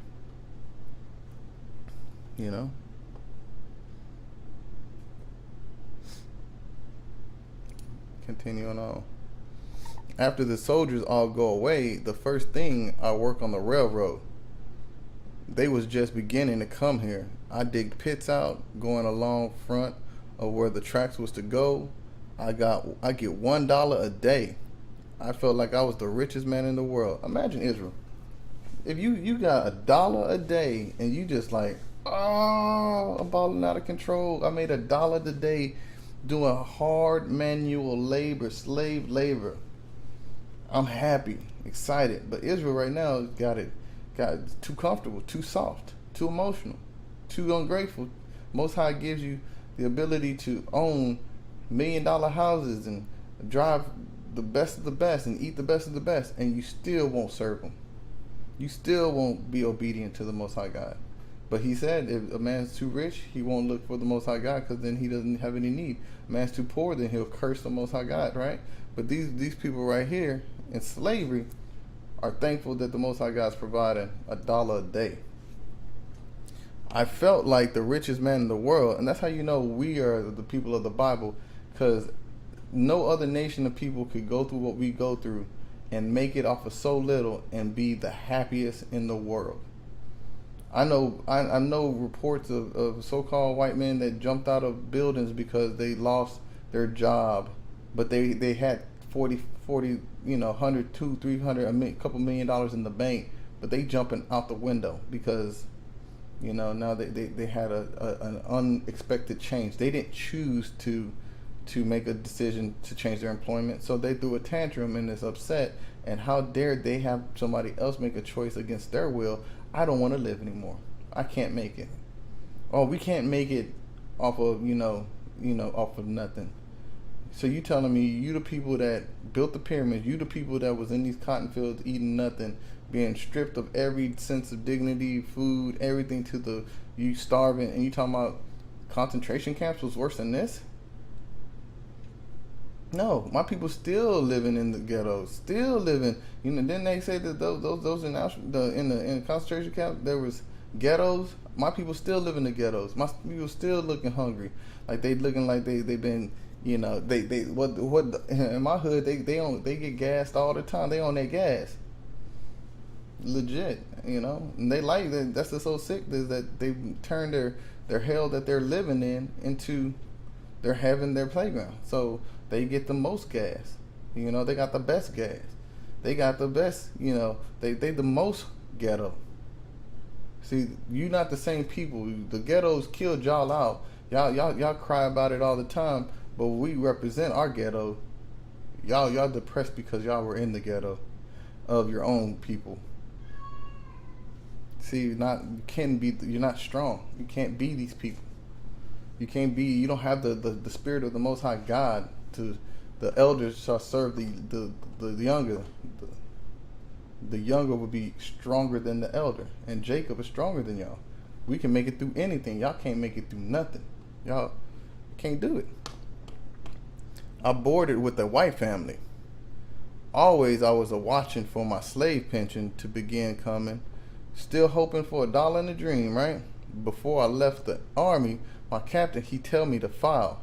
My file number, it is 1115857. After I keep them papers for so many years, white and black folks both tell me it ain't never coming, my slave pension. And I reckon the children tore up the papers. That number for me is filed in Washington. So there's still a record to this day that the government owed this band through all the stuff, the atrocities that they put on them, even said you got some money coming and still never paid this man. That was just another form of oppression. You know, that's just wicked. It's as wicked as it comes.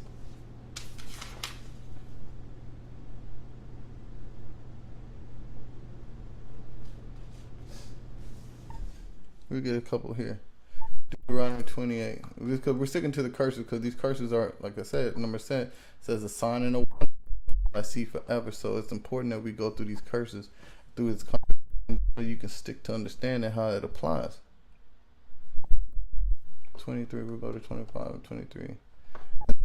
That is over thy head shall be brass, and the earth that is under thee shall be iron. So you in a rock and a hard. No matter what you do, you ain't never gonna get it. You working, getting bare minimum of anything a day versus how much money a day do you think you're making off of? How much money was made daily on a cotton plantation?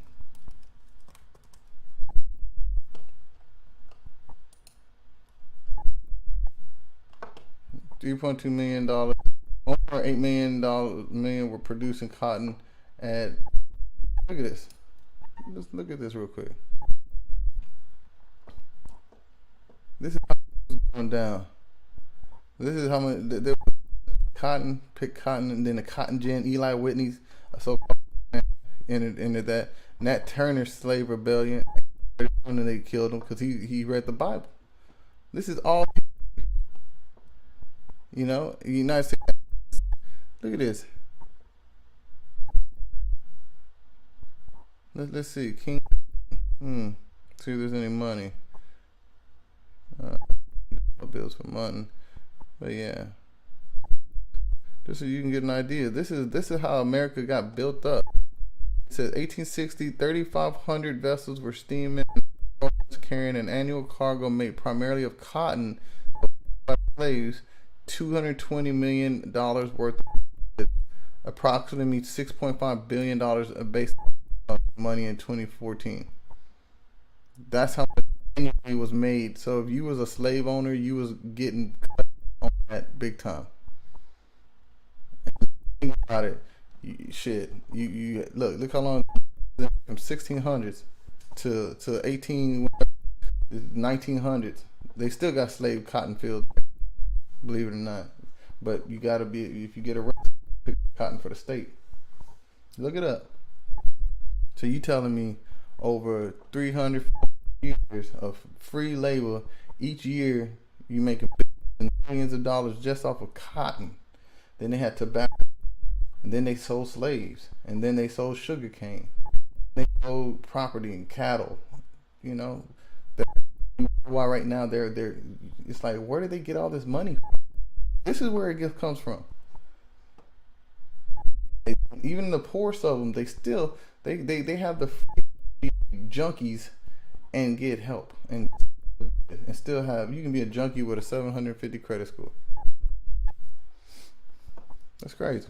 But you can't get a PPP loan, and we picked all this. And every time we come together, they call it a rebellion, a slave rebellion. So right now, Israelites, if we come together, they're going to say we rebelling. They're going to have to come with force. That's Jacob's trouble. That's all in 2nd Ezra 15, 16. You know, there's all sorts of, it's all over the Bible. And if you're not preparing your soul and for the Lord, for temptation, you're not going to make it. Ecclesiasticus 2.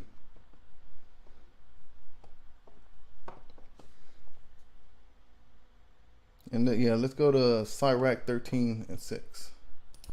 Ecclesiastes, there it is. We're already here. Sirach 13. Ecclesiasticus 13 and what was that one I said? 6? Yeah. It's a lot. 13 and 6. If he have need of thee, he will deceive thee and smile upon thee and put thee in hope. He will speak thee fair and say, what wantest thou? And then he say that? Literally, he was like, hey, man, that they talk good to him. And if you obey them, then they treat you good. And if not, they went rough on you. So didn't the scripture say that that's what they would do? Howbeit both cause, no, it's the wrong one. So if they have need of you, he gonna deceive you and smile at you. He gonna be, yeah, you cool. I know you a slave. I beat you, but we're good. That's all the same thing. You know, my so-called white friends, my so-called, you know what? He's nice, man. He always nice to me. He smiled at me every day, wave at me. He's cool. He's a nice guy. That's literally because he needs you to be in the role so he can stay on top. And he will shame thee by his meats until he drawn thee dry twice and thrice. And at last he will laugh thee to scorn afterwards. When he seeth thee, he will forsake thee and shake his head at thee. So he's basically saying that when he don't have no need for you, he gonna leave you high and dry, and he gonna leave you shamed by his meats, meaning that you were not supposed to eat certain things. So right now, how can he leave you shamed by his meats? He's telling you if you want to be wealthy like Esau, like the so-called white man, the Edomite, right? Then you know high living is I eat shrimp, I eat lobster, because those are delicacies, right? Oh, you know, or that's you know, how about you get a double cut pork chop, bone in, big old pork chop, or go get you that giant dirty glazed ham that, you know, just make you feel good, that gives you all the blood pressure and diabetes, all that stuff, the disgusting meats. And he'll tell you, you know, hey, 2-3 times, like, yeah, it's good, man, you should eat that, knowing that the law tells you your people can't eat that stuff. But he'll bring you in, and then after you do it, he gonna be like, these niggas is stupid. So just like the meats right now, what's the meats that they got you on? They got you on porn. They got you looking at the being lascivious.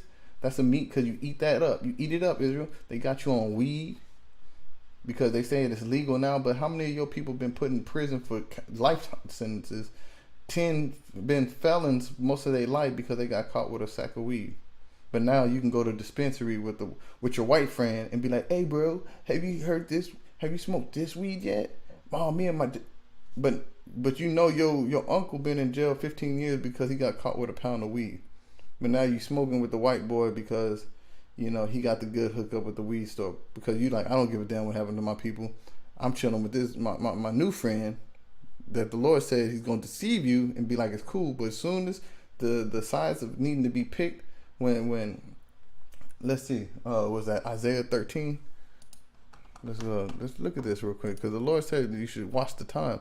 Everything's gonna be good, just like He said. He's gonna smile at you, be like, cool, everything's good. But then watch. Look, He says, "Man, tell us another in the multitude." Look, he said, I've commanded my sanctified ones. I have also called my mighty ones for my anger, even them that rejoice in my highness. So he's calling the saints, the Israelites, the ones he sanctified as us, right? The noise of the multitude in the mountains, meaning the noise among the multitude, meaning all the people, but mountains is usually considered nations, different peoples, right? So it's going to be in a place where you're going to have all sorts of different nations all at once. You're going to see a bunch of noise. Like as a great people, a tumultuous noise of the kingdoms of nations gathered together. The Lord of hosts mustered the host of the battle. And everybody's going to start, getting into war. They're going to hear a big old discussion. Like, niggas, I'm down with my people. Everybody's like, right now, Russia's against Ukraine. You got China against Taiwan. You got Iran against UK. You got Israel and Iran. You got Syria, you got all this stuff going down. You got Babylon, the whore, the ungreat, right? They come from a far country, from the end of heaven, even the Lord, and the weapons of his indignation to destroy the whole land. So you gotta have the people, or the other nations are the Lord's weapon of war. Like, they're evil. So he uses them in his hate to be his sword, to bring judgment unto the lands and to the people. But this is, let's get back to the point, right? So he says, look, he says right here, let's get here. I will therefore, look, he said, and I will, let's go to 13:11, and I will punish the world for their evil and their wicked for their iniquity, and I will cause the arrogancy of the proud to cease, and will lay low the haughtiness of the terrible. And ain't nobody more proud than this country, America, the West, the UK, the so-called white man. Wherever he is, he's the proudest to be. There's the alphabet pride. There's American pride. There's all the pride, and he makes every day. Now they've done it probably like the old. They've got a day of worship for some idol every day, a pride day of every day. With ice cream awareness, pride day. Every day, something ridiculous every day. But he said, I will make a man more precious than fine gold, even a man the golden wedge of Ophir. That's like the most precious gold, like powder, like the most purest gold. Therefore I will shake the heavens and the earth, and shall remove out of her place in the wrath of the Lord of hosts, and in the day of his fierce anger. And it shall be as the chase roe, and as a sheep that no man taketh up. They shall every man turn to his own people, and flee every one into his own land. So when he's saying here, he's shaking his hands, but when it comes down to it, he's gonna leave you high and dry. That's how they're gonna do you to this day. So when you out with Billy, and he gets to notice that the shit's hitting the fan here, and now it's no longer this picture dream of illusion. They gonna go and pick their own people. They gonna flee, and they're gonna not only choose their own people, they're gonna arm up against you like they've always been. But you're gonna finally get to see it, and you're gonna be caught off guard because you're not gonna expect it. But they're already programmed, and they know this every day. Their parents tell them, like, be careful with that nigga boy. Don't be out there. And if anything goes bad, just say it was him, because who they're gonna believe, you being so-called white, or him because he's so-called Hispanic or black. See what I mean? They taught them that. You're a scapegoat. You're the last one to know. And they laugh and they shake their heads at you like, these niggas does. How do they not know this by now? How do they don't get it?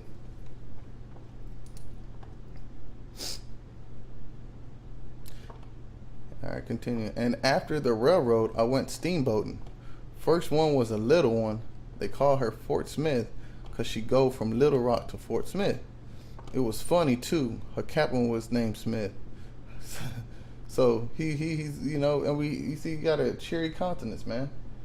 His spirit is good because he's a strong Israelite. The Lord said that our spirit is strong and upright within us. So even going through the worst, we don't have no fear. The Lord's always going to try to have us. We always can make something out of nothing, and that's how we have power with the Most High. We're the powers on this planet because we can endure the earth. We can endure anything that can befall a man.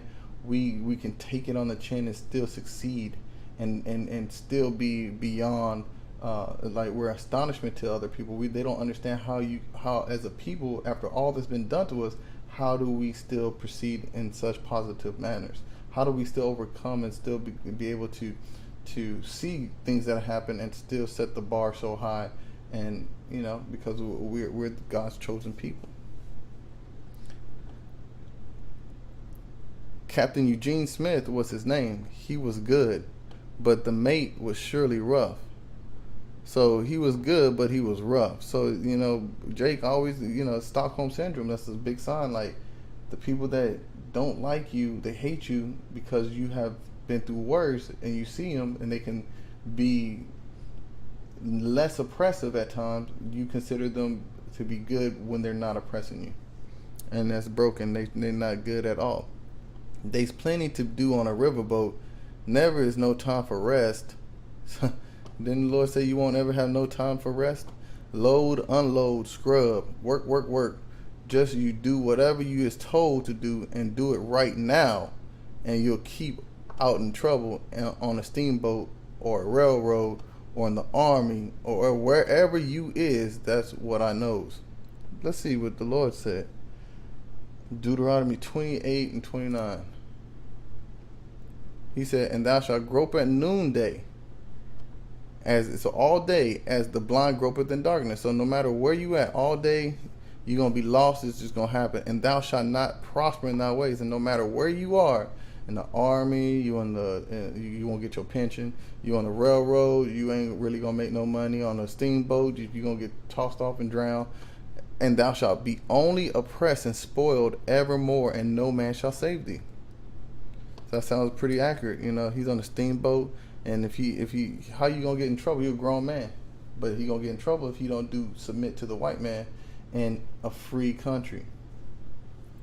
So he only oppressed no matter where he goes, and that's what he says, or wherever you is, no matter where you is.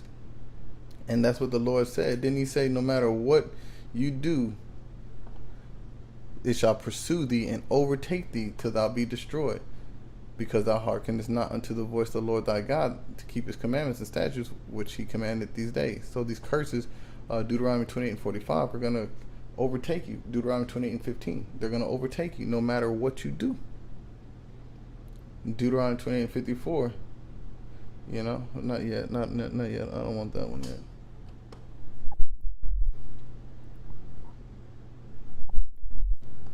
I don't want that one yet.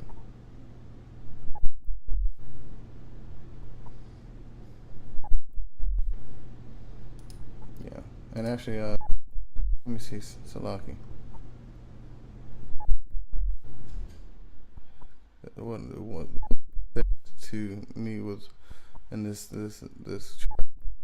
look right here, 65. And among thou find no ease. He literally say, he said, never is rest. Load, unload, just you do whatever you is told to do, and right now, and you get in trouble. So he said, no matter what, no ease shall the sole of your foot have rest, but the Lord shall give thee the trembling heart and failing of eyes and sorrow of mind. So you better not do it, or you're gonna get in trouble. You worried about being in trouble.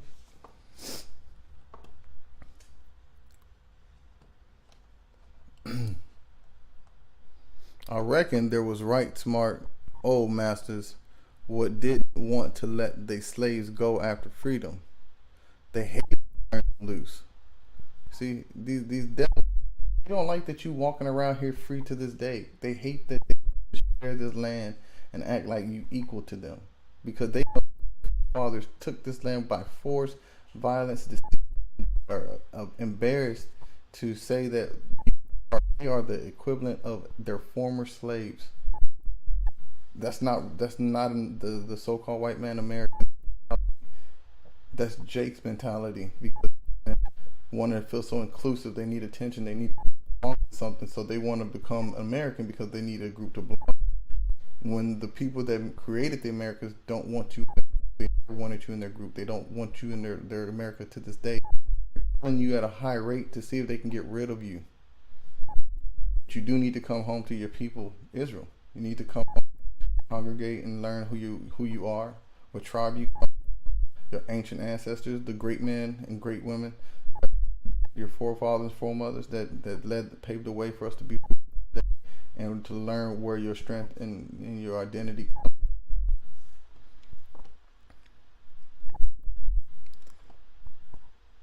That's just, he says that I reckon they was right smart that what didn't want to let their slaves go after freedom, hated to turn them loose, just let them work on. Them didn't know freedom come, so they by deceit. They didn't even tell their slaves that they was free. This is out of a form that the white man supposedly was your today. His grandpa was, and we don't, man. They were depressed that they had to let us go. So if it was today, they would still want to, in chains. Your kids in chains. Your mama in chains. Your daddy, your brother, your sister, everybody you know and love. The white man would love change right now, just like to make America great again. That's what. When did, out of any of these stories, any of these, you heard anything great for the so-called black man or the so-called Hispanic man, or Native American man? Because all these interviews are all those people groups that I know, and they were all oppressed. They killed out all the buffalo to carve them out. They took over all the land, broke every treaty that they had. Now they calling them aliens on the land that they were here with initially, telling them to go to their country that they stole. How about y'all go back to y'all came out of? Let's get that real quick. Let's get that. Because how about y'all go do this? How about y'all do Job 30?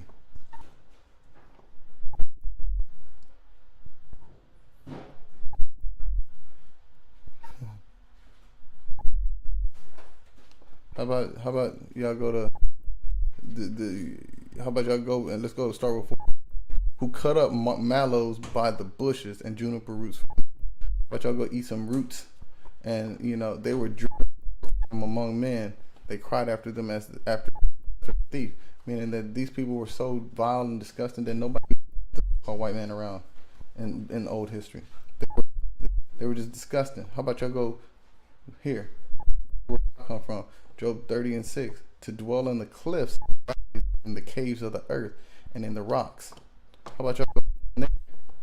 And among the bushes they break like a animal sound, like grunts and stuff, and under the nettles they were together, so they all balled up on each other. How rats get in these little big old group of balls and they just do nasty things together. That's why they like orgies and stuff, to get together and just do nasty things all together. Were children of fools, yea, children of base men, they were violent in the earth. And there's nothing more vile person that comes from this history right here.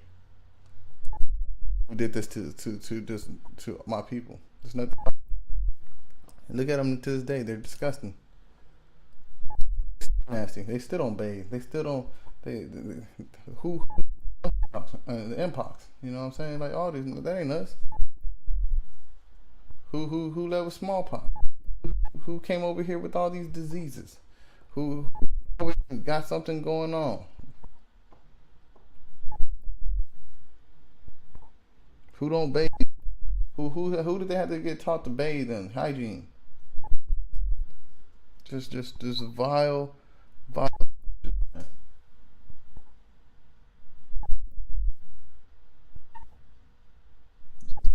creatures. Go to Deuteronomy 9.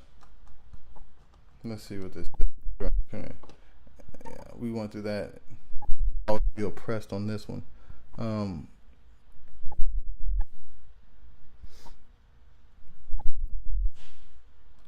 Yeah, so these people loose. This that's hateful.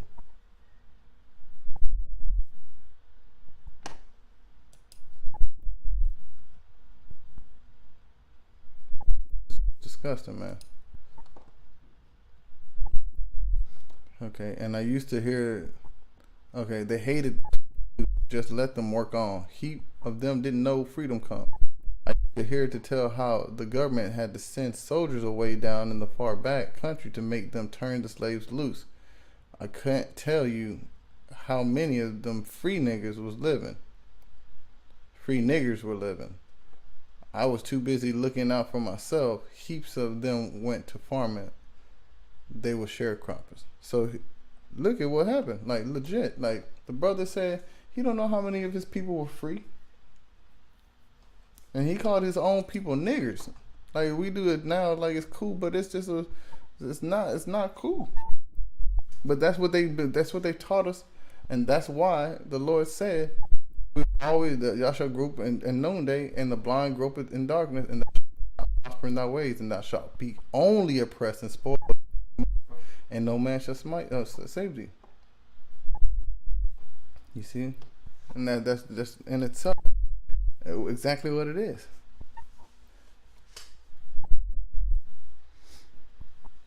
And there's nothing to change that because we are under these curses. And look, let's see something else real quick. Salah.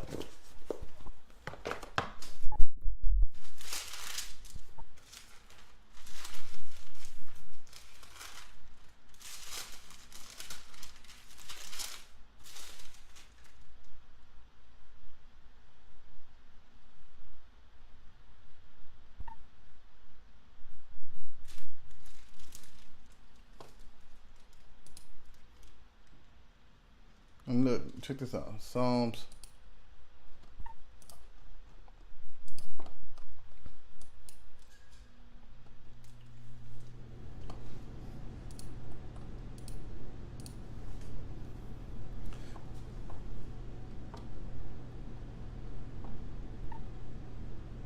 The wicked in his pride doth persecute the poor. Let them be taken in the devices that they have imagined. So, you don't keep these laws. The Lord said He's gonna put you in slavery, and that's a device, right? So you don't even know that you're free, and these men know that you're free, but they hate it. They won't. Like Pharaoh, we will not let you go. They hated to let them harden down on them, right? The wicked boasted of his heart's desire and blessed the covenant whom the Lord abhorreth. And they're happy to like, man, we want to keep these slaves. We love them. We hate to leave them go.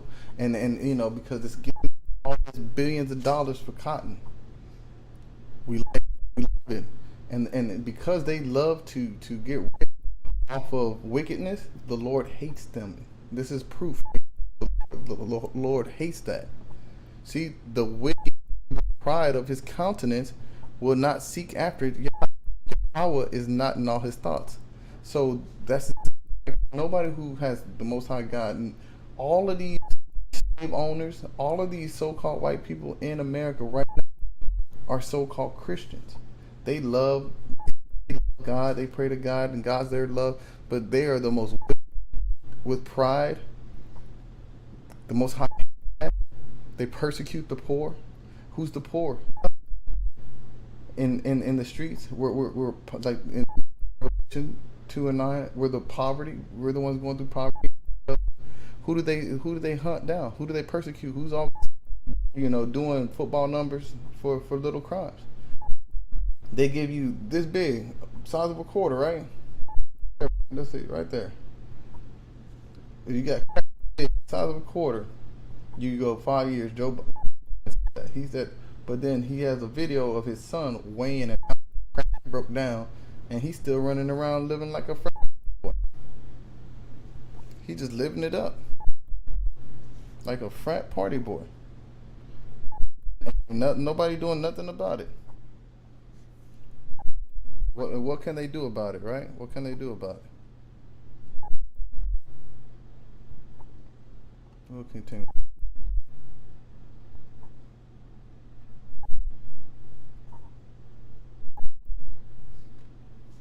Salah.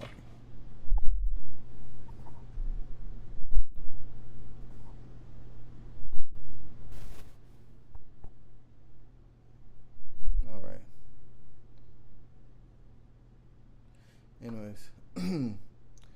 So from the Ku Klux, Ku Kluxes was terrible. What they done to people, oh God, they was bad. They come sneaking up and run you out on your house and take everything you had. They was rough on the women and children. People all wanted to stay close by where soldiers was. I sure know they was my friend. So because they got the so-called KKK running around, you thinking that the soldiers that are near you are your friends because they come from the north and they not running in your house, but not realizing some of them people under them sheets was from the north. Shit, how do you think they have a good time when they down there drinking? They'll have a good time at the same bar. Be like, you from the north? Yeah, but I don't care. I got slack. Shit, I'm not really with it, but I got drafted. So, what do y'all do? You don't think they got alliances? There were some Yankees that was in the Klan. Get out of here. Let's see. Do 28 and 62. 62. Yeah. Let's see.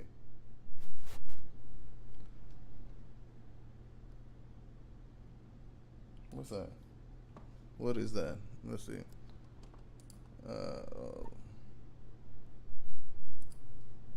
62. And ye shall be left few in number, whereas ye were as the stars of the heaven for the multitude, because thou wouldst not obey the Lord, the voice of the Lord thy God. So he by himself. Look at what's going on. Our people so scattered abroad, apart. We ain't in one. We don't have a body apart. We don't have no power in our hand, no government, no people to protect us, no nothing. You know what I'm saying? So with that, the KKK come in there, the Ku Kluxers, and they run you up out of your house with your kids because you small in numbers. They come in a bigger group, and no laws. And most of them were the police of the town. Laws, the so-called neighbors of the, not your people by neighbors, but by landmass, the people that live near you. And they was just rough. And the things, burning crosses. Let's see. Let's just see. This is what they do. These people run up in your house, be outside your house with the burning crosses. These people, the Klan. They they got little baby clans. So don't think that they raised it was just an adults. Look at all the women. All women, men, a bunch of them. Got little babies there. Come in your house with their kids. Hang your family. They still do this to this day. They still running around. This is modern. Look at this. Look at this Joe Dirt looking dude. Like, yeah. They're here still in the same Confederate flags, same people, same marchers. Look, they got security following behind them. They're protected. They're protected to kill and off of the history. They're a known terrorist group that is protected by the Constitution. But not one time have you seen any Israelites go murder or run up in anybody's establishment or house and do anything atrocious to their kids and to the women. We ain't never raped or killed, murdered nobody. We just teach the truth that the Lord loves you, Israel, to come back and return to the law, statutes, and commandments, that the so-called dirty white man's your enemy, because they are, and to stop being convinced that letting a gift destroy the heart. Come back and see your people so you can build up, so we can be able to have a strong nation, And it just shows that you love your people, because these people don't love you. Look at this. Why is this here? KKK Act could bring justice in January 6th attack, qualifying immunity cases. And these are the damn Trumpers, bro. And everybody know it. This is just bananas. This is just ridiculous, man. What they would call it, it's like, this is broad daylight in the streets, proud. And didn't the Lord literally just say that their pride, for the wicked through the pride of his countenance, for the way he looks, will not seek after Yahweh. God is not in all his thoughts. So does this man look like they don't follow, they don't believe in that? Look at this. Right here, looking at these so-called Drakes right here in the 60s, walking around, showing, displaying, we hate you, we'll hang you, and you know that they did.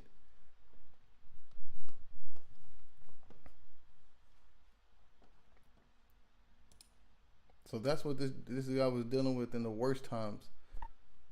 After peace, I got with my sister. She's the onlyest of all my people I ever seed again. She tell me she was scared all the day I runned away. She couldn't work. She shakes so bad. She heard the overseer man getting ready to chase me and Jerry. He saddled his horse, take his gun and pistol both. You know, they got the rifle and the pistol. He gonna kill me on sight. But Jerry say he bring him back dead or alive, tied to the horse's tail. But he didn't get us. Ha, ha. Yankee got us. So he escaped because they were gonna put you on the back of that horse and drag you just like they did that brother in Jasper, like the back of the pickup truck. That's what they call, isn't that what they call horsepower? Their trucks. Jasper, Texas, killing. Yeah. These right here, racist. These racists got this brother right here. This is recent. This was in my lifetime. Yeah. Let's see what happened. Murder of James Byrd Jr. was a black African man was murdered by 3 white men, 2 of which whom were avowed white supremacists in Jasper, Texas on June 7, 1998. Sean Berry, Lawrence Brewer, and John King dragged him for 3 miles behind a pickup truck along an asphalt road. Byrd, who remained conscious for much of this ordeal, was killed about halfway through the dragging when his body hit the edge of a culvert, severing this right here, culvert. This is a culvert, the drain thing, severing his right arm and head. The murderers drove another 1.5 miles before dumping his torso in the front of a black church. Brewer and King were the first white men to be sentenced to death for killing a black person in history of modern Texas. So out of all the murders and lynches since 1619, these were the first white men to ever be sentenced to death. I think there's 2 white men out of how many of us have been killed and dragged brutally. We just read it right here where they said the same thing. He has saddled his horse, take his gun, pistol, and bows, and he gonna kill me. But Jerry said he bring him back dead or alive, tied to his horse's tail, but he didn't get us. Ha ha ha. Yankees got us. This is recent, man. This isn't in the 1800s. This is, and it literally shows 2 men out of all the brothers and sisters that we've lost over the time have ever been convicted of the death penalty. Like that's wrong. You're gonna put to death. Like only 2 been put to death or tried to be put to death. I don't even know if they actually were executed. Brewer was executed. Okay, yeah. So they were executed in 2009 and 2011 by lethal injection. So they got like a really calm. And then the other one was just recently in Huntsville, Texas. I actually drove by that prison. In 2019, Barry was sentenced to life imprisonment and it will be eligible for 2. Hold up, Salaki. In 2001, Byrd lynching by dragging led the state to Texas to pass a hate crimes law. In 2001, hate crime, which later led Congress to pass the Matthew Shepard and James Byrd Jr. Hate Crimes Prevention Act, commonly known as Matthew Shepard Act, in 2009. So 2009 when they passed the first act. Brewer was executed by lethal injection for his part in the murder on September 21st on 2011. King was executed by lethal injection from the state penitentiary in Huntsville, Texas on April 24th, 2019. Barry was sentenced to life imprisonment and eligible for parole in 2038.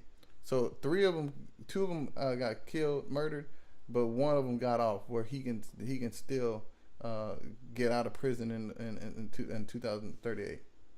So only 2 out of 3 of them with their lives after doing something so heinous that is historically recorded that they've done to us countless times throughout history. And only two, all three of them should have got put to death. Like right now, if you look at the brothers in any RICO case, if one did it, they all did it. They all get the same penalty. But not the so-called white man. That's what you call privilege. That only two out of the entire history has ever got put to death for killing a black man with their normalcy, with their normal, the way that they like to do things, the only way they like to do it. These are the only people that have only gone down for all what they did. This dude right here is gonna be free in 2038. These two right here are dead, but this guy right here is dead. And how many countless are dead since then? And after that, how many were dead because of the same type of people? Think about Buffalo shooting. When I count two executed intentionally. So, and he got arrested peacefully, right? Let's see if they put him to death or they just give him life in prison. Let's see if they spare his life after taking how many of ours. This is the country y'all protect and love. Disgust me. Now you wants to know about the voting business. I voted for General Grant. Army men come around and registered you before voting time. It wasn't no trouble to vote them days. White and black all voted together. All you had to do was tell who you was vote for, and they give you a colored ticket. All the men up had different colored tickets. If and you voting for Grant, you get his color. It was easy. There was colored men in office, plenty. Colored legislators and colored circuit clerks and colored county clerks. They sure was some big officers colored in them times. They was all my friends. This here used to be a good county. But I tell you, it sure is tough now. I think it's wrong, exactly wrong, that we can't vote now. The Jim Crow law, it's put us out. The Constitution of the United States, it gives us the right to vote. It made us citizens. It did. So you've been over here as long as they have, actually longer than they have, and you couldn't make any decisions here because you was a slave and you still 3/5 in the Constitution. But let's see what the Lord said about us doing that anyways. Deuteronomy 17.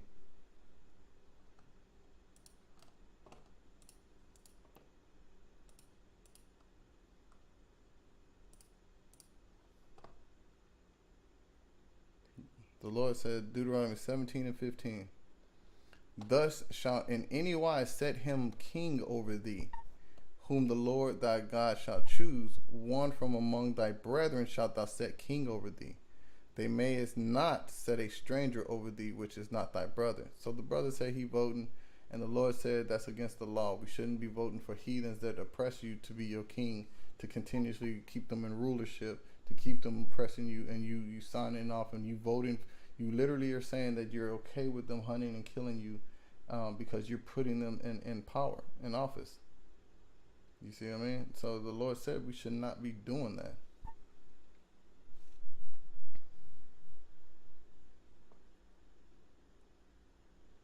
So that's a law that we shouldn't be doing from the jump.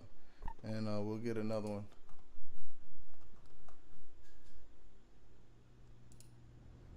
Editions of Esther. We'll go to 13 and 4. Declared unto us that in all nations throughout the world there was scattered a certain malicious people that had laws contrary to all nations, and continually despised the commandments of kings, so as the uniting of our kingdoms honorably intended by us cannot go forward. Seeing, now let's break this down. So this is talking about the Israelites. See, this is about Artaxerxes, the Indians. You see what I'm saying? So he was writing a letter to his council and letting them know that the Israelites are amongst, they've been scattered all over the place, which we have, and they call us malicious because we were used to have integrity as a nation of people. We used to not ever break and bend the laws. Like obviously Israel went off and we went into captivity after captivity, but there always was the multitude that did keep the laws, you know. And the way it works for us, if like King David, when he sinned, Israel felt it because the Lord punished King David, but Israel was punished along with them, because we are all one body. And so that's why it's important for all Israel to return, because if any of Israel is doing sin and committing sin, then that affects all of Israel. And so they were just speaking out about us, saying that we were malicious because we did contrary to all the nations. So as all the stuff that they legalized here, like same sex, this and that, eating abominable foods, pulled pork sandwich, like all this stuff, like we always was like, nah, we don't eat that. No, that ain't right. We don't believe in that. No, you should not be doing that. It's an abomination. The Lord said that a man and a man can't be together.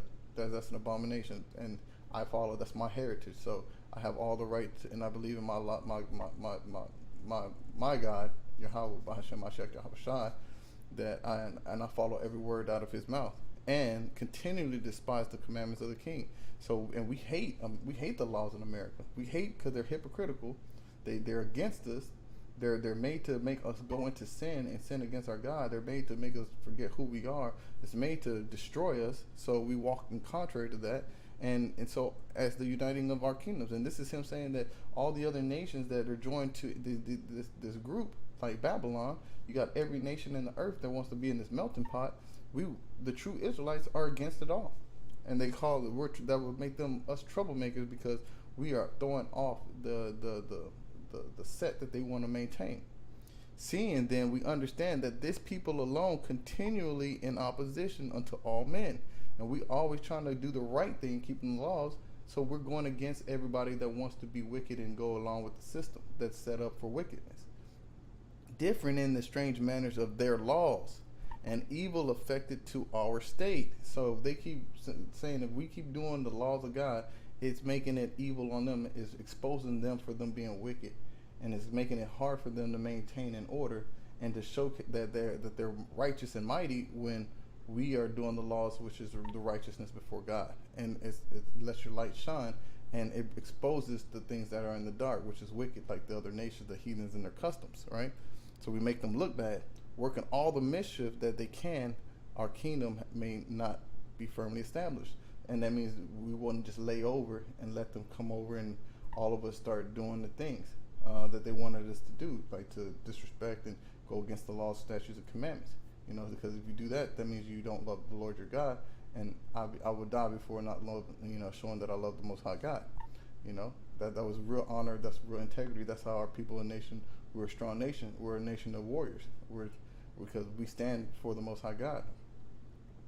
Therefore have we commanded that all they that are signified in writing unto you by a man who is ordained over the affairs and is next unto us shall all with their wives and children be utterly destroyed by the sword of the enemies. So, and that's what they do to us to this day, because we don't want to go along with what they got going on. And even a lot of Jakes like to do it, and they still trying to show they're murdering you with the sword, because they know who you are, because they know if you actually get on back to your roots and keep up these commandments and join your people again, they already know that you're going to be hard to deal with. So before they even give you the chance, they destroy you mentally, spiritually, and physically. So they give you everything to keep your mind foggy, hazy, all these ideals and different gods and different idols to worship, different things to draw your interest, to cast doubt into your own true heritage and understanding of what your responsibility is and what your expectation is as a person, as an Israelite. Your only duty to serve the Most High God.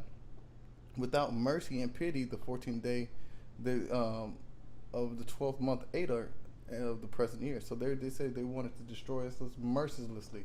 So when you dragging somebody on the back, these guys, and you hit a bank like a concrete, and your head severed, your arm go off, like that's mercilessly. There's no pity there. These people have no pity for you. Going into Buff shooting at an old lady in the face has no pity. Killing a little kid got no pity. They don't pity you. They actually confederate against you. You just keep up on asking about me, lady. I ain't never been asked about myself in my whole life. It's a strange thing for him. Somebody actually take interest into what he got going on, because you're reputed as nothing. Now you wants to know after railroading and steamboating what? They will still work the Yankee army wanted done. The war had been going for a long time. All over every place was bodies buried. They was bringing them to Little Rock to put in the government graveyard. They sent me all over the state to help bring them here. Major Forrest was my quartermaster then. And we'll just go to the classic, Deuteronomy 28:16. Cursed shall thou be in the city, and cursed shall thou be in the field. It's got to be a curse to be carrying around dead bodies all day and just burying them in different fields.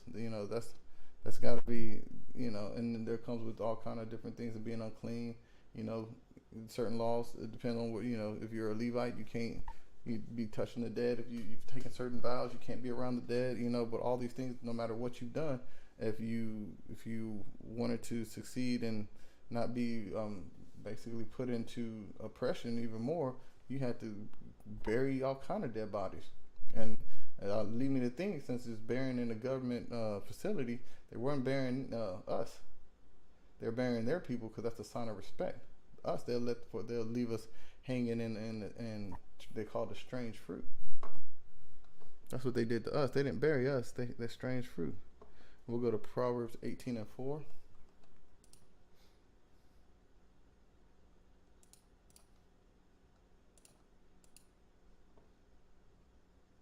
The words of a man's mouth are as deep as waters, and the wellspring of wisdom as a flowing brook. So when she's trying to ask him, like, what's going on, literally, he didn't even realize his interview would be given mighty understandings about us as a whole, as Israelites, and 100 years later, just about. The Lord sets certain things up that you would never expect. Like, this brother probably never thought that. He was surprised that a lady even asked about him at all. I imagine how he would feel if he found out that I did a whole lesson on his interview alone and broke it down and shared his story with the world. The Lord says this happened for a reason. And so he doesn't even realize just telling his story was wisdom in itself. It's deep waters. It's the wellspring of wisdom and flowing in the brook. So because of this, we're able to do his interview shows how the curses apply to the Israelites, and then you're able to see that the Israelites that these curses apply to was the people that look like me and you. And if you're not an Israelite, then you're the ones, your family is the ones that are the Pharaoh. Y'all the one that put us into bondage. Y'all are the enemies of my people. And you know it because y'all don't really like us, but now you should be terrified because we know who you are now. We know the gig is up. We know who you are, and we're not afraid to tell you because we're not like our ancestors here. We can tell you, and I'll show you if we're not afraid of you guys. We know who we are. We know who our God is, and we know we're doing right. And we turn back to the Most High God. The Lord will take our fight and our battles. We don't even have to worry about it. The Lord's going to take our battle.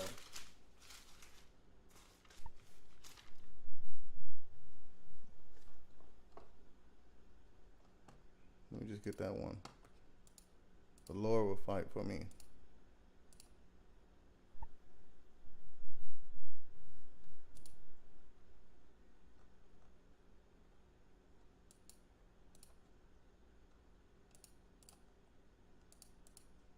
What do you say? Ye shall not need to fight in 2 Chronicles 20:17. You shall not need to fight in this battle. Set yourselves, stand ye still, and see the salvation of the Lord with you, O Judah and Jerusalem.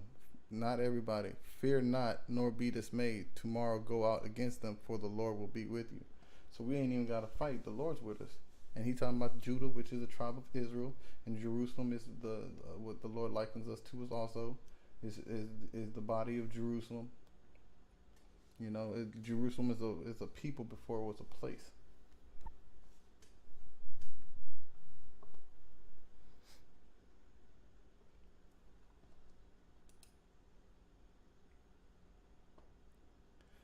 After that was done, they put me to work at St. John Hospital. The work I done there liked to ruin me for life. I cleaned out the water closets, and that's like the toilets. Like the brother had the worst job in the world and the most unsanitary time of probably American history. Had to go out there and get into the porta potties. They didn't have irrigation like that. And go clear out the water house.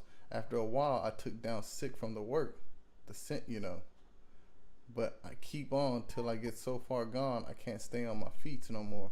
A misery got me in the chest, right here, and it been with me all through life. It's with me now. He got sick and it never left him. Let's see what the Lord say. Deuteronomy 28.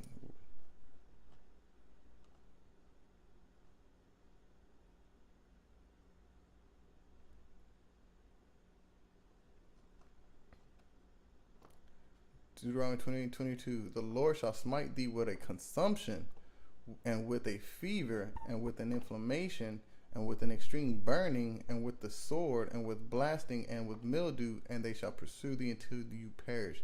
And brother said he literally went through that. He got all the consumption, the inflammation, the pain with him, it sticks with him, and he's been chased with the sword, all this stuff. And with the mildew, that's that, that sticks with you, that sickness, that mold that grows and grows and grows slowly, and it shall pursue you into his death. And he said right there, and it's still with him. He got it when he started doing it, and it ain't never left him. It just slowly stuck with him.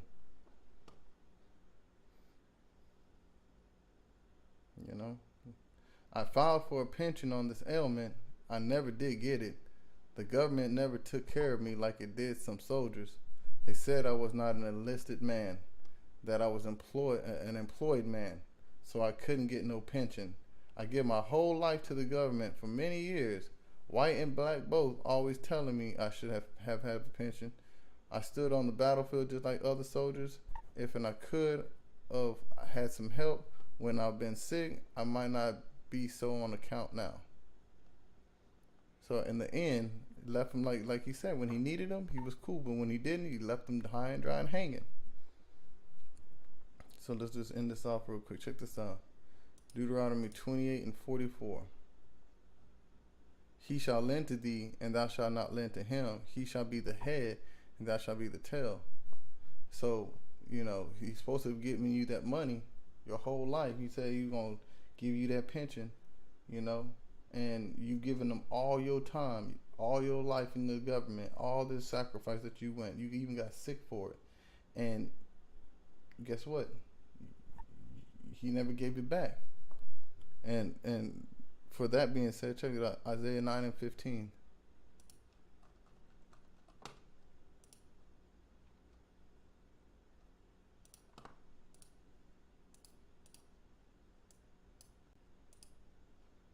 The ancient and the honorable, he is the head, and the prophet that teacheth lies, he is the tail. So you see, we are naturally set to be the head, but because our people are so used to, and anybody who be teaching lies, he should be the tail. So that lets you know that right now the rulership is out of order, because right now the wicked is ruling this earth. The wicked is ruling the earth, and the head is no longer the head.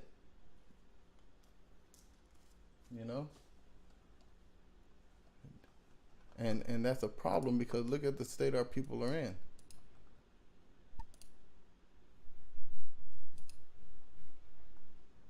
Proverbs 29:2. When the righteous are in authority, the people rejoice, but when the wicked beareth rule, the people mourn.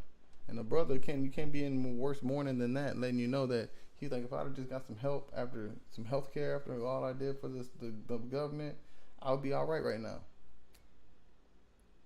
If you look at our people to this day, shit, food stamps, we're getting gunned down. Why are they killing us? Why don't they like us? Why don't, we mourning. We're in constant mourning. That's what the Lord said. We need salvation.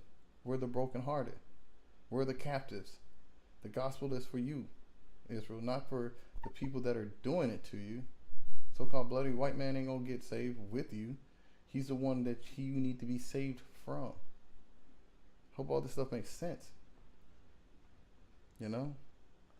Psalms 58:3.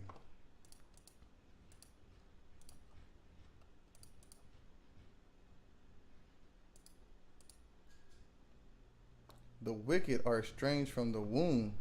They go astray as soon as they be born, speaking lies. And the wicked is the so-called white man. So-called white man. Check this out. And let's just put this because you can't prove all things. The Lord said. Look what the Bible says. The earth is given into the hand of the wicked. Right now, who runs the world? Let's see. Let's go back here. Let's be fair with it. World leaders. 2022. Now let's look at the images of the world leaders. These are the world leaders right here. Can't really see it. It's locking. Let me see if I can get a better picture. These are the world leaders right now.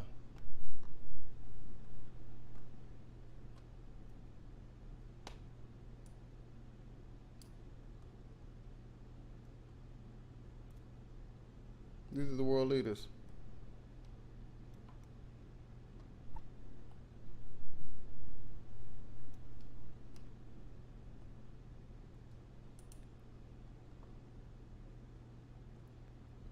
These are the world leaders. And where's Jake? Where's our face at? Where's the so-called black man? Where's he look at? Look at all these faces. They got something very distinguishable about them. None of them look like us. None of them are us. So these are the people that have been in rule of the earth.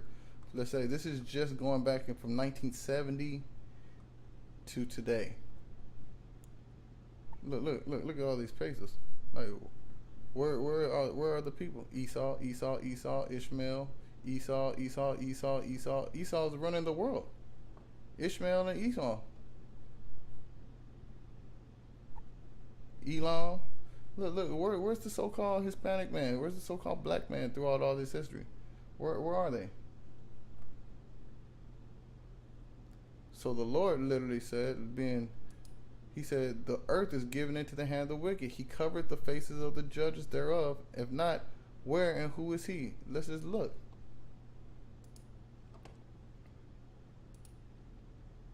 Just off of imagery, just for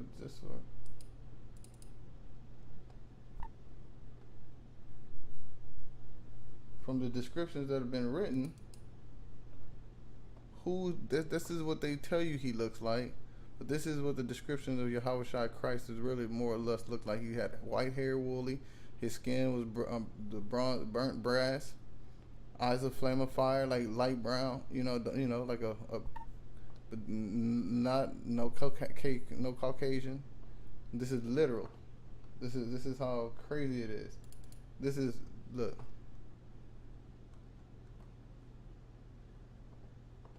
See, this is what they say, but this is what it really more looked like.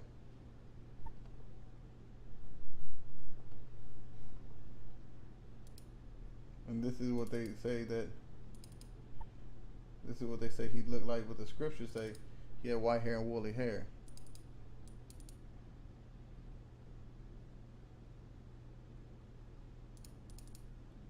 All of them look like so-called white man. All of them. But that's a lie. So who according to Job, who covered the face of Christ? If Christ is a so-called black man, white hair, woolly hair, and skin of burnt brass, as if it burnt in the brass, that if it burnt in the furnace, who's the wicked? There's no more. Who's the wicked? And if it's not that, if it's not the so-called white man, where and who is he? Tell me, where and who is he? If it ain't the white man who's in charge of the world right now, where and who is he? Who is it? All these countries. Look at these countries. If it ain't this dude, then where and who is it?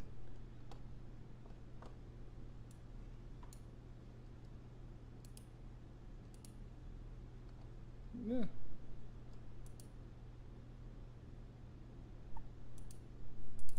We're going to Babylon on this one. Yeah. So we're ending up off of this. Let's just go ahead and Get the last scripture. Nahum. All right, Israel. Woe to and this is from listening to this series, seeing all the things that befall our people. This is something I want all the other nations to listen up with very, very, very closely. Listen up. Woe to the bloody city. It is full of lies and robbery. They prayed, departeth not. Y'all hypocrites are full of lies, stole everything, robbed and murdered for this land, killed all my people for countless years, and you still hunting us. The prey hasn't departed. You still gunning us down. You still shooting us like we ain't nothing. The noise of the whip and the noise of the rattling of the wheels and prancing horses and the jumping chariots. So your police cars chasing us, your gunshots going off on us. All the devices of chaos that you use against us. The horsemen lifted up both the bright sword and the glittering spear, and there is a multitude of the slain and great number of carcasses, and there is none end of the corpses. They stumble upon their corpses, and you're killing my people hand over fist. Every day, there's just countless people that there's too many dead because of the multitude of the whoredoms of the well-favored harlot, this Babylon the whore, the mistress of witchcraft, that selleth the nations through her whoredom, and families through her witchcrafts. Behold, I am against thee, saith the Lord of hosts. And I will discover thy skirt upon thy face, and I will show the nations thy nakedness, and this kingdom and the kingdoms thy shame. And I hope that this has been edifying for everybody, all Israel, and I hope you gained a better insight into our ancestral history as Israelites. Kwame Yasharala. Shalom.